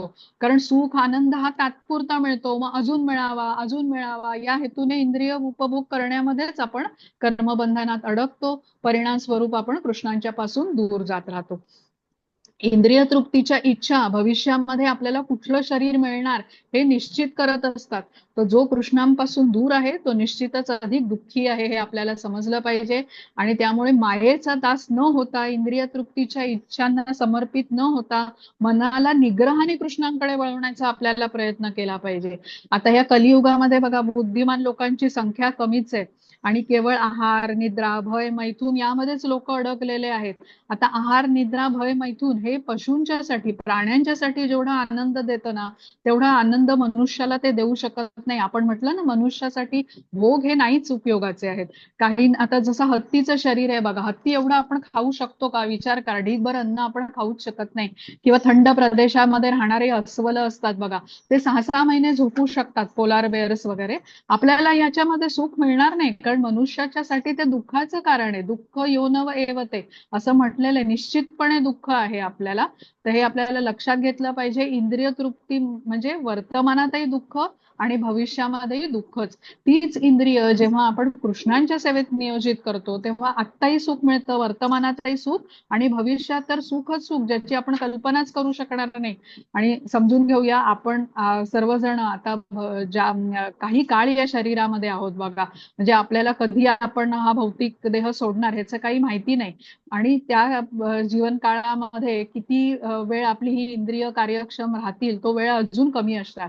त्यामुळे त्वरित आपल्याला या कृष्णांच्या सेवेमध्ये आपल्याला जोडून घेतलं पाहिजे. भक्तांचा संघ ठेवला पाहिजे, जे आपल्याला या मार्गावरती चालायला सहायता करतात. आणि आपण जेव्हा हे मान्य करतो की हे शरीर सुटल्यानंतर आत्मा हे दुसरं शरीर धारण करतो, पण आता हे भोगी काय असतो, त्याला हे ज्ञान नसतं. त्यामुळे तो विचारच, त्याला हे ज्ञानच नसल्यामुळे तो असा विचारच करत नाही. तो विचार कसा करतो की हे जे काही आहे ना, सुख वगैरे, ते इथेच आहे आणि आत्ताच आहे. भोग करतोय ना मिळायला, तो मला केला पाहिजे, तिथे तो संधी सोडून मी चालणार नाही. आणि त्या प्रकारे तो दुःखीच होतो. म्हणजे हे आपल्याला समजून घेतलं पाहिजे. म्हणजे ह्यांच्या ज्या इच्छा ज्या असतात ना, या इंद्रियांच्या अनियंत्रित इच्छा, त्या पूर्ण करण्यामध्ये आजपर्यंत कोणाला सुखी जीवन, सुख मिळालेलं नाहीये. त्याच्यावरून आपल्याला समजायला पाहिजे की त्या कधी संपत नाही. आगीमध्ये तेल ओतल्यासारखी ती परिस्थिती होते.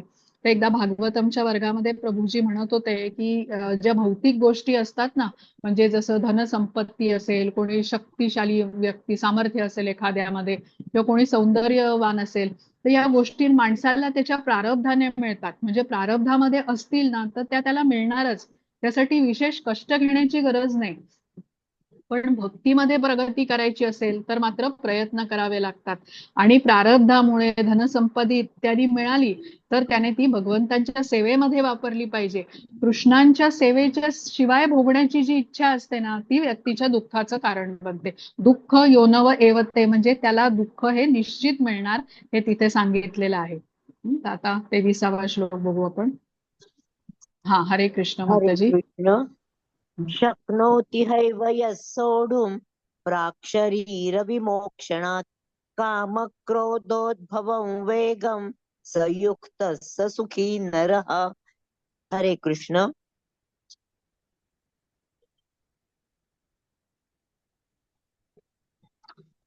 हरे सॉरी कृष्ण. सॉरी मी म्यूट होतात. हो, आणि मी म्हणायला लागले सॉरी.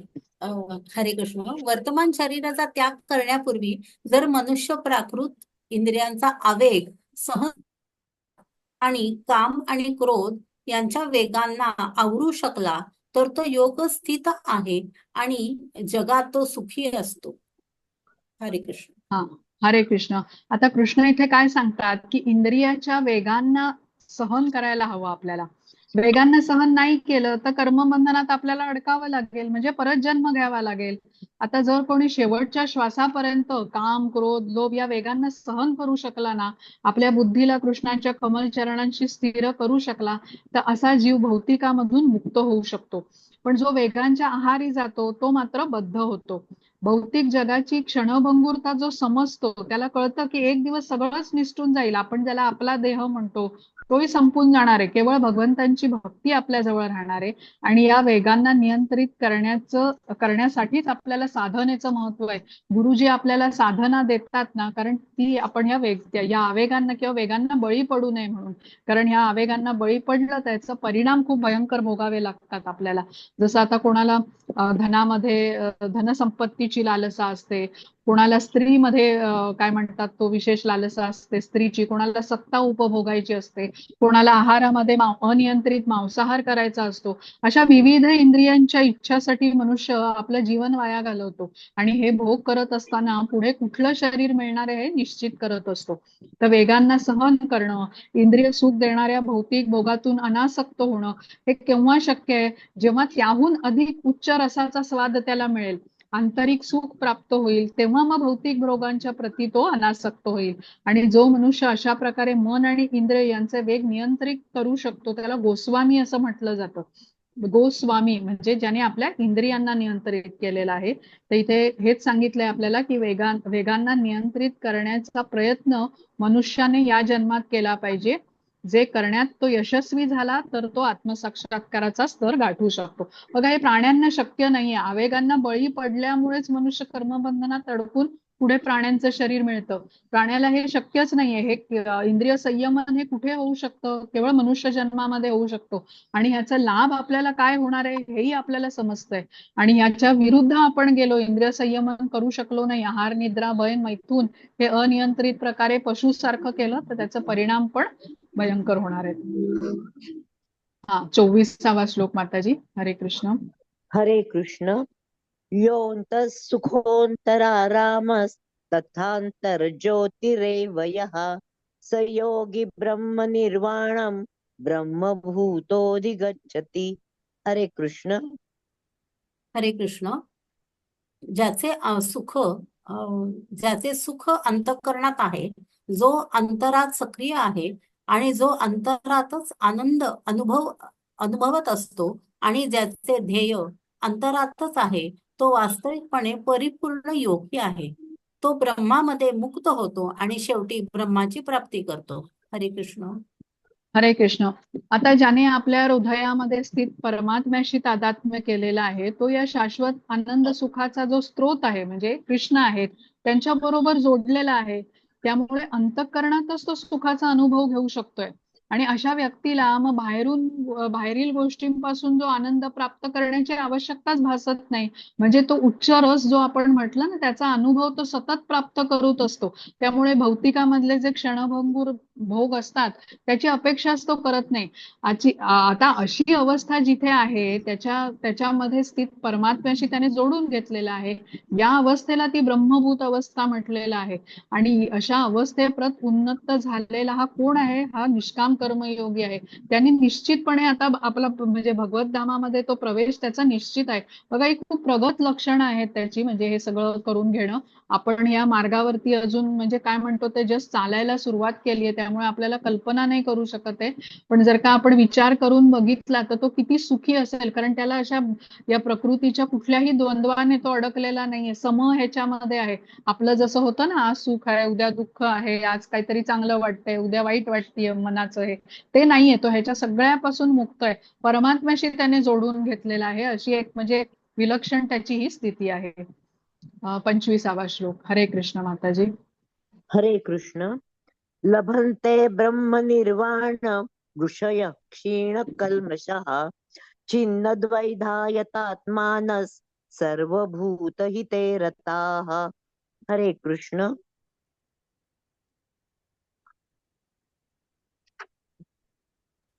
हरे कृष्ण.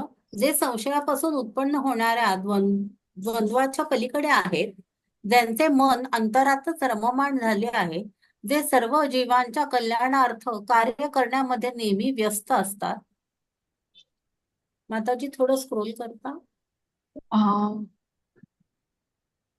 आणि जे सर्व पापांपासून मुक्त आहेत, ते ब्रह्मामध्ये मुक्तीची प्राप्ती करतात. हरे कृष्ण. हरे कृष्ण. आता हा श्लोक समजून सांगण्याच्या आधीच्या श्लोकाचं आपण जरा तात्पर्य वाचूया. हेमलता माताजी इथून वाचता का? जोपर्यंत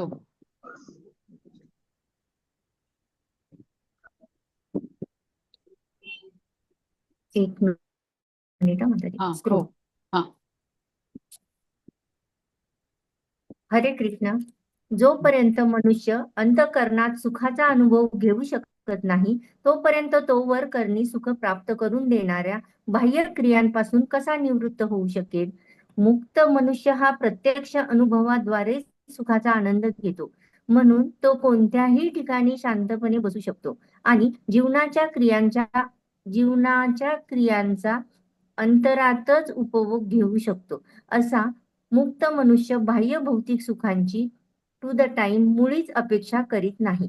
या अवस्थेलाच ब्रह्मभूत अवस्था म्हटले जाते. या अवस्थेची प्राप्ती झाल्यावर स्वगृही म्हणजेच भगवत धामात परत जाता येते. हरे कृष्ण. हरे कृष्ण. आता आपण हा श्लोक बघूया, समजून घेऊया. 24वा श्लोक, नाही 25वा. आता इथे म्हटलेलं आहे की कृष्ण भावना भावित जो मनुष्य आहे ना, तो खऱ्या अर्थाने जीवनाच्या कल्याणार्थ कार्य करू शकतो. कारण तो सर्व पापांपासून मुक्त होऊन, सर्व द्वंद्वांपासून रहित होऊन, द्वंद्व म्हणजे आपण जसं म्हटलं प्रकृतीचा गुण आहे, प्रकृतीच्या बद्धावस्थेचा गुण आहे. सुख दुःख, मान अपमान, हानी लाभ वगैरे हे सर्व तो भगवंतांना अर्पण करतो. भगवंत सर्वस्य प्रभो आहेत. कृष्ण म्हणतात ना, अहम सर्वस्य प्रभो. हे तो जाणतो. सर्वस्य प्रभो म्हणजे सर्व अस्तित्वाचे उगमस्थान आहेत. हे जाणल्यामुळे अशा भावनेने तो कार्य करतो. ते सर्वांच्यासाठी कल्याणकारी ठरतो. जिथे आता मी करता आणि मी भोगता अशी भावना येते ना, तर तिथे मनुष्य स्वामित्व गाजवण्याची वृत्ती येते आणि त्यामुळे दुःखाचं कारण बनते. हे अज्ञान आहे.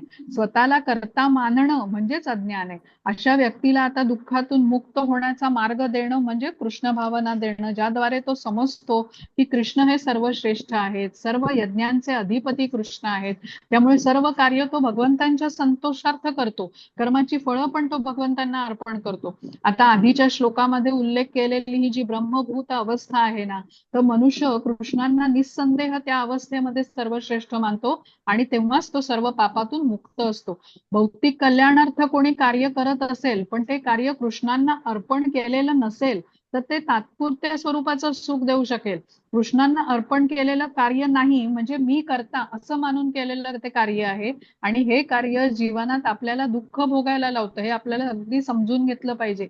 जिथे आपण कृष्णांना श्रेष्ठ मानतो तिथे प्रत्येक कार्य हे त्यांच्या आनंदासाठी आपण करतो, म्हणजेच कृष्ण भावना भावित कार्य करतो, ते आपल्याला मुक्त करतं.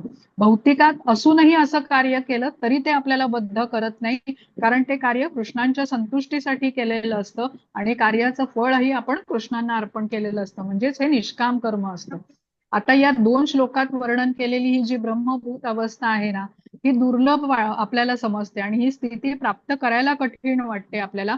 पण पुढच्या श्लोकामध्ये कृष्ण सांगतात की जे प्रयत्नशील राहतात त्यांना नजीकच्या भविष्यामध्ये ही स्थिती प्राप्त होऊ शकते.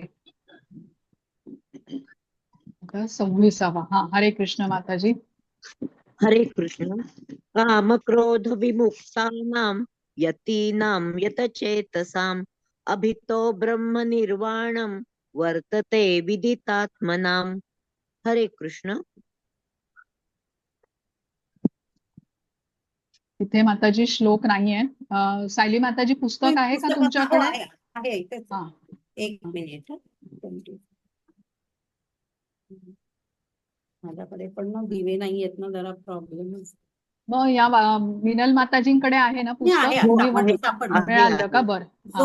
जो द्वंद्वातीत आणि संदेहरहित झाला आहे, ज्याचे चित्त आत्मस्वरूपात तल्लीन झाले आहे, जो सर्व जीवांच्या कल्याणाकरता नेहमी कार्यरत असतो आणि जो सर्व पापांपासून मुक्त झाला आहे, त्याला परब्रह्माची मुक्ती प्राप्त होते. हरे कृष्ण. हरे कृष्ण. आता बद्ध जीवांमध्ये अज्ञानामुळे भोग प्रवृत्ती अतिशय खोलवर रुजलेली असते बघा. अनेक अनेक वर्ष तपस्या केलेल्या योगींचंही पतन होतं. जसं आता विश्वामित्रांचं उदाहरण आपल्याला माहितीये, सौभरी मुनींचं माहितीये. हे महत् प्रयास करत असत आणि ते करूनही ते इच्छा नियंत्रित करू शकले नाहीत. काम क्रोध ह्याचं नियमन करणं हे मोठ्या मोठ्या ऋषींनाही जमलं नाही. पण भक्तिमय सेवेद्वारे ज्याने आपलं मन श्रीकृष्ण आणि इंद्रिय श्रीकृष्णांच्या चरणी जोडले, असे लोक हे इंद्रियांच्या आवेगांचं नियंत्रण प्रभावीपणे करू शकतात, जे प्रगत योग्यांनाही शक्य होत नाही. केवळ भक्तिमय सेवेमध्ये इंद्रिय जोडून घेतल्याने मात्र काम क्रोध ह्याचं समूळ उच्चाटन होऊ शकतं. त्यासाठी जो व्यक्ती कृष्ण भावना भाविक कार्यामध्ये सतत प्रयत्नशील आहे त्याला निकटच्या भविष्यामध्ये आत्मसाक्षात्काराची स्थिती प्राप्त करता येते असं म्हणतात कृष्ण. तसा व्यक्ती भौतिक जगात असूनही केवळ कृष्णांच्या सतत स्मरण केल्याने भगवत धामाप्रत उन्नत होऊ शकतो आणि भौतिकातील ह्या दुःखांपासून तो अलिप्त असतो, कारण सतत तो ब्रह्मतल्लीन असतो, भगवंतांचं चिंतन करत असतो. त्यामुळे निश्चित भगवत धामाची प्राप्ती करायला तो पात्र असतो आणि अशी उच्च स्थिती ब्रह्मनिर्वाण अवस्था म्हणून ओळखली जाते. आता हे जे काम क्रोध लोभ हे जे अनर्थ आहेत ना, याच्यापासून जो मुक्त आहे आणि ज्याची चेतना भगवंतांच्या वरती स्थिर आहे, अशा व्यक्तीला निकट भविष्यामध्ये भगवत धामाची प्राप्ती होते असं कृष्ण म्हणतात. असा व्यक्ती कसा आहे, स्वरूप सिद्ध आहे, म्हणजे त्याला हे पूर्ण ज्ञान आहे की भगवंतांचा तो नित्य दास आहे. त्यामुळे तो भौतिक भोगांमध्ये लिप्त न होता भगवंतांची सेवा करण्यामध्ये आनंद असतो. आणि खूप प्रेरणादायी श्लोक आहे. खरं तर लवकरात लवकर मुक्ती व्हावी असं नवसाधकाला पण वाटत असतं, तर त्याने काय गुण त्याच्यामध्ये हवे, तर आत्मसंयम हवा. आत्मसाक्षात्कारासाठी किंवा पूर्णत्वासाठी निरंतर हे प्रयत्न आपल्याला करता यायला पाहिजेत. आता भागवतम मध्ये 3 गुण भक्तांमध्ये सांगितले जातात ना, नवसाधकांमध्ये, की निरंतरता हवी. निरंतरता म्हणजे काय, प्रयत्न आपल्याला नियमाने केले पाहिजेत. आज केले मग 4 दिवस प्रयत्न केले नाहीत असं नाही. जो पण प्रयत्न, जी पण साधना करत असू ती निरंतर केली पाहिजे, त्याला कन्सिस्टन्सी म्हणतात. मग अनुकूलता म्हणजे काय, जी गोष्टी आपल्याला भगवंतांच्या भक्तिमय सेवेमध्ये आपल्याला जोडून घ्यायला मदत करतात, ती ते कार्य आपल्याला अनुकूल मानलेलं पाहिजे, ते आपण केलं पाहिजे. इतर गोष्टी ज्या प्रतिकूल आहेत, आपल्याला कृष्ण भावनेपासून दूर नेतात, त्या आपल्याला हळूहळू कमी केल्या पाहिजेत. आणि निष्कपटता हवी. भगवंतांकडे जायचं तर आपल्याला भगवंतांची प्रेम किंवा भगवंतांची भक्ती या हेतूने आपल्याला गेलं पाहिजे. आपल्याला देखावा करून उपयोग नाही, मनामध्ये काहीतरी इच्छा ठेवायची आणि दाखवताना भक्ती करायची, असं उपयोगाचं नाही. तो जो व्यक्ती सतत प्रयत्नशील आहे, निरंतर अनुकूल आणि निष्कपट भावाने, त्याची भगवत धामामध्ये म्हणजे प्रवेश हा निश्चित असतो. आपल्या मनात कसं आहे, आपल्या मनात अजूनही संशय आहे, कारण आपण भक्तीमध्ये एवढी प्रगती केलेली नाहीये. भक्तीची सुरुवात करतोय, नवसाधक म्हटले जातो. त्यामुळे कृष्णधामात आपण पोचू का, काय कसं असतं हे कृष्णधाम, कसं जायचंय काही आपल्याला माहिती नाही. त्यामुळे खूप शंका आहेत. पण कित्येक भक्तांनी भगवत धामाची प्राप्ती केलेली आहे याआधी, असं कृष्ण म्हणालेले आहेत. आणि तिथे पोचायचा मार्ग पण आपल्याला कृष्णांनी सांगितलेला आहे. एकच मिनिट मी जरा हे चार्जर लावते, एक सेकंड फक्त. माताजी चुकून मी हा, मगाशी दुसरं हे वाचलं, भाषांतर अनुवाद हो आधीच का? 25 काही वाचला मी. काही शब्द बरं, संस्कृतात वेगळे वाचते. होते, जे बर बर, काही हा शब्द वाचा. वेगळे होते. जे क्रोधापासून सर्व भौतिक कामनांपासून मुक्त झाले आहेत, जे आत्मसाक्षात्कारी आहेत, आत्मसंयमी आहेत आणि पूर्णत्वाकरता सतत प्रयत्न करणारे आहेत, त्यांना सर्व बाजूंनी अगदी सन्निधच निश्चितपणे मोक्ष प्राप्त असतो. हरे कृष्ण. हा, हरे कृष्ण.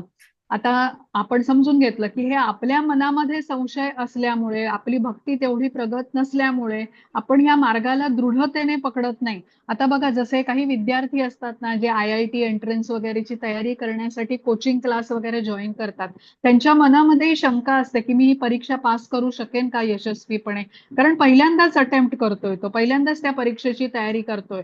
पण त्यांना मार्गदर्शन करणारे जे कोच आहेत कोचिंग क्लासेसमध्ये, तर त्यांनी अनेक विद्यार्थ्यांना तयारी करून ती परीक्षा पास करवलेली आहे.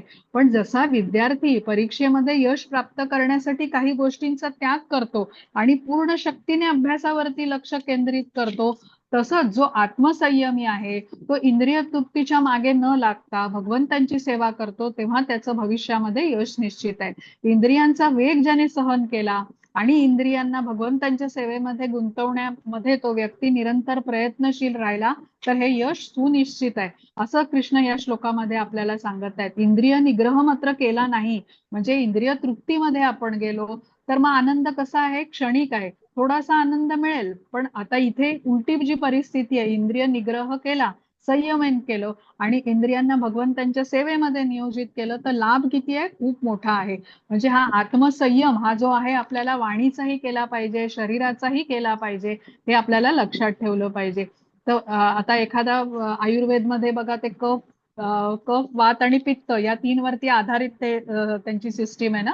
तर कफ प्रकृतीचा जो एखादा व्यक्ती असेल बघा, ज्याला वारंवार सर्दी खोकला वगैरे होतो, तर अशा व्यक्तीला ना भात खायला खूप आवडत असेल, म्हणजे दिवसातून तो किती वेळा आवडीने भात खात असेल, तरी कफ प्रकृतीच्या लोकांना भात खाऊ नये असं सांगितलं जातं.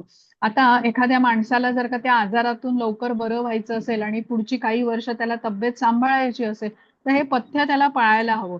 आणि म्हणजे आता आपण हे बघूया, हे आपल्यालाही लक्षात येतं, आजारपण आपल्याला कधी येतो बघा आणि पथ्य पाळावं लागतं, त्यावेळेला नेमकी तीच गोष्ट आपल्याला वर्ज्य करायला सांगतात जी आपल्याला खूप आवडते खायला, कारण तिथे मग आत्मसंयम आपल्याला येतो. म्हणून ते वाणीचा आणि शरीराचा आपल्याला संयम राखणं हे खूप आवश्यक आहे. आणि जेव्हा व्यक्ती असा आत्मसंयम करतो, निष्काम भावनेने भगवंतांची भक्ती करतो, तेव्हा भगवंतही त्याला सहाय्यता करतात. आपले प्रयत्न जेव्हा आपण निष्ठेने करत असतो, ते पाहून भगवंत प्रसन्न होतात आणि असा भक्त स्वतःच कृष्णांना आकर्षित करतो. आपण 10व्या अध्यायामध्ये जो चतुर्श्लोकी गीतेमधला श्लोक आहे ना, तेषामेव अनुकंपार्थम अहम अज्ञानजम तमः नाशयाम्य आत्मभावस्तो ज्ञानदीपेन भास्वता.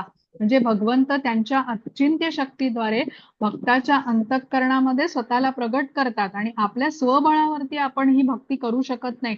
भगवंतांची कृपा आपल्याला लागतेच, किंवा कृष्णांच्या शुद्ध भक्तांची कृपा आपल्यावर व्हावी लागते. आणि ती कधी प्राप्त होते, जेव्हा जे काही आपण कृष्णांच्यासाठी, म्हणजे आपल्याला जे काही प्राप्त आहे हे आपण कृष्णांकडूनच मिळवलेलं आहे, या गोष्टीची आपल्याला जाणीव हवी. शरीर असेल, इंद्रिय, बुद्धी, ही सर्व काही कृष्णांच्या सेवेमध्ये आपल्याला नियोजित करायला हवी. कायिक वाचिक मानसिक स्तरावरती भगवंतांची जो सेवा करतो, तेव्हा त्याला निकट भविष्यामध्ये मग असा भक्त निश्चितपणे भगवत धामाची प्राप्ती करू शकतो. हे आपल्याला या श्लोकातून 26व्या सांगितलेलं. आता 27वा बघू आपण. माताजी 27 आणि 28 एकत्र आहेत पुस्तकामध्ये. हो, 27, 28 एकत्र आहे. तसेच वाचा माताजी. तसेच वाचू इथे ना? तर ते नाहीच आहेत, काहीतरी इथे प्रिंटिंग मध्ये माहिती नाही, ते पानच नाहीये. हरे कृष्ण. स्पर्शन कृत्वा बहिर्बाह्यांश चक्षुश्चैवान्तरे भ्रुवोः प्राणापानौ समौ कृत्वा नासाभ्यन्तरचारिणौ यतेन्द्रियमनो बुद्धिर्मुनिर्मोक्षपरायणः विगतेच्छा भयक्रोधो यः सदा मुक्त एव सः. हरे कृष्ण. ही भ्रूमध्य दृष्टी आणि असं दिसतंय. हो, साली माताजी म्यूट आहात तुम्ही. सॉरी. हरे कृष्ण. सर्व बाह्य विषयांचा त्याग करून दृष्टी दोन भुवयांच्या मध्ये केंद्रित करून नाकपुड्यातून चालणारा श्वासोश्वास रोखून अशा रीतीने मन, इंद्रिय, बुद्धी आवरून योगी इच्छा, भय, क्रोध यापासून मुक्त होतो. जो मनुष्य या अवस्थेत नित्य असतो तो खचितच मुक्त होय. हरे कृष्ण. हरे कृष्ण.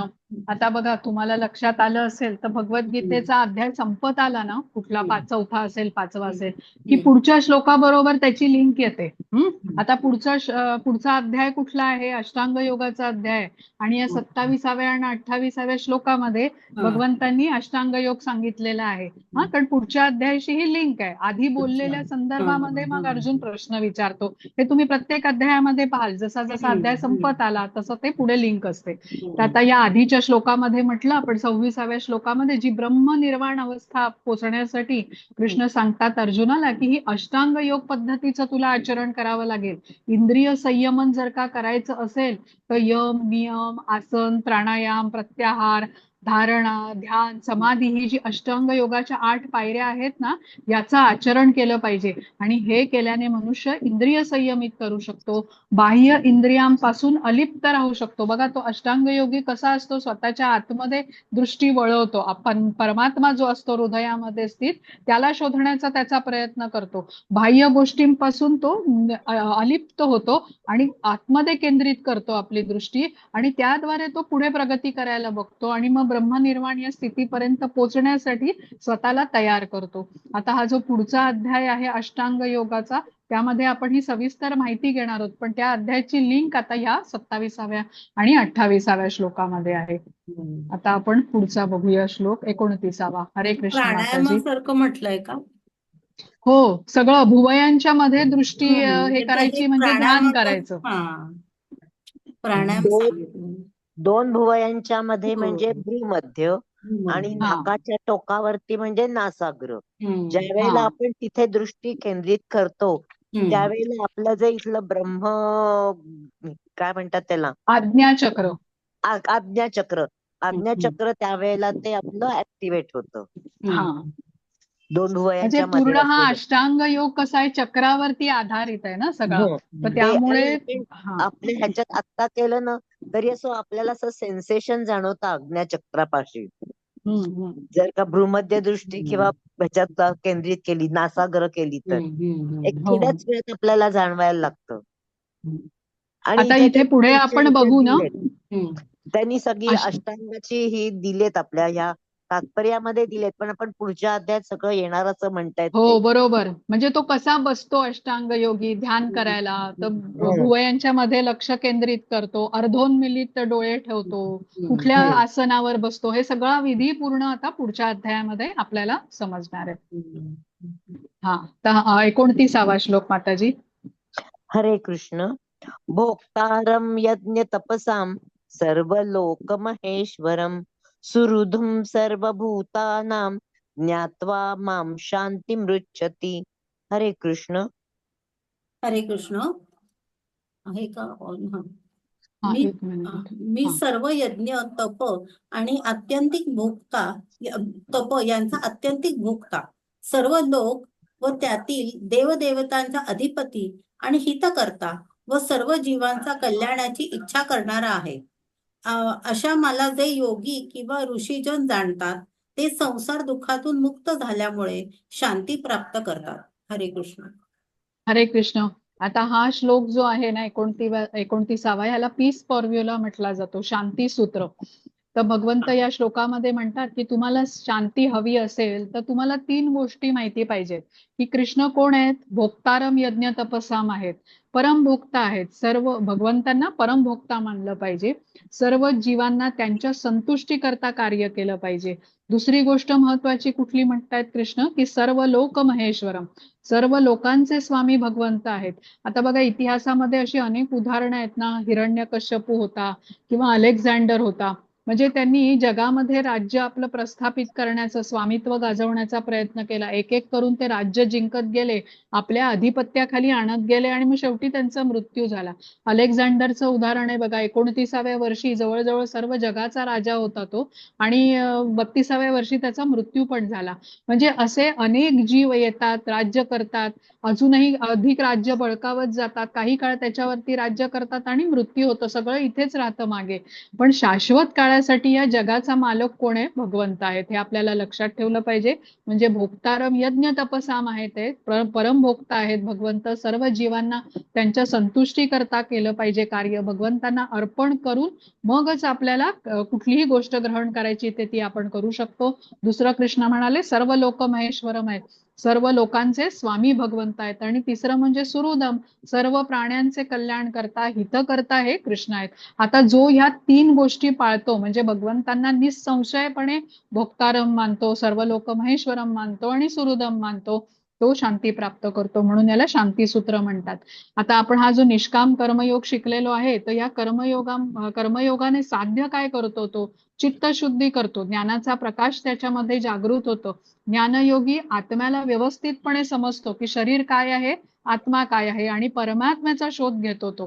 ध्यानयोगी काय करतो, या परमात्म्याला आपल्या हृदयामध्ये शोधण्याच्यासाठी ध्यान प्रक्रिया करतो आणि पुढे भक्ती योगामध्ये भक्त भगवत सेवेमध्ये जोडला जातो. जेव्हा आता आपण एक एक पायरी चढत जातो, आपल्याला समजतं की शेवटी स्टेज कुठली येणार आहे, तर भगवंतांच्या प्रती आपल्याला प्रेममय भक्तीच केली पाहिजे, त्याशिवाय भगवंतांची प्राप्ती होणार नाहीये. तर पुढचा अष्टांग योग आपण जेव्हा शिकू तेव्हा तर आपल्याला अजून स्पष्टपणे समजणार आहे. म्हणून त्याच्यापेक्षा जो आता बघा, पहिल्यांदाच आपल्याला भक्ती योग कृष्णांनी सांगितला असताना तर आपण म्हटलं असतं आम्हाला तोही जमणार नाही. जेव्हा अष्टांग योग आपण समजून घेतो तेव्हा आपल्याला समजतं हा मार्ग काही आम्हाला जमणार नाही. अर्जुनालाच जमण्यासारखा नव्हता तर आपल्याला जमण्यासारखा नाहीये. तर त्यासाठी भक्ती योग हा किती सहज सुलभ आहे आचरणाला, हे आपल्याला 7व्या अध्यायापासून पुढे शिकायचंय. तर भगवत धामामध्ये कसं आहे, इच्छा नाही, द्वेष नाही. मनुष्य तिथून भौतिकामध्ये का आला, तर त्याने इच्छा केली भगवंतांपासून वेगळं जाऊन मला काहीतरी भोग करायचे, त्यामुळेच आपण इथे शरीर घेऊन आलो. पण आता आपण इथून परत जाण्याचा मार्ग शोधतोय. इथे किती आपण भोग भोगले, आपलं काही समाधान होत नाही, दुःखच आपल्याला प्राप्त करतोय. आता ज्या वेळेला हे मार्ग आपण शिकतो, निष्काम कर्मयोगाचा मार्ग शिकतो, त्याला आपल्याला समजतं की हे भौतिक जगापेक्षा श्रेष्ठ असं ते भगवंतांचं जग आहे. तिथे जाण्याचा मार्ग पण आपल्याला भगवंत दिलेला आहे, पण तो आता करण्याचा प्रयत्न आपल्याला केला पाहिजे. अर्थात आपण एवढ्या काय म्हणतात तो इफेक्टिव्हली जरी करत नसू तरी आपले प्रयत्न भगवंत त्याची नोंद घेतायत हे आपल्याला समजून घेतलं पाहिजे. आणि प्रयत्नावरच आधारित भगवंत आपल्याला अनुकूल असं फळ देतात. तर इथे आपण आता थांबूया आजचा वर्ग आणि मग पुढच्या वेळेला आपण अध्याय 6चं अध्ययन करूया. काही आजच्या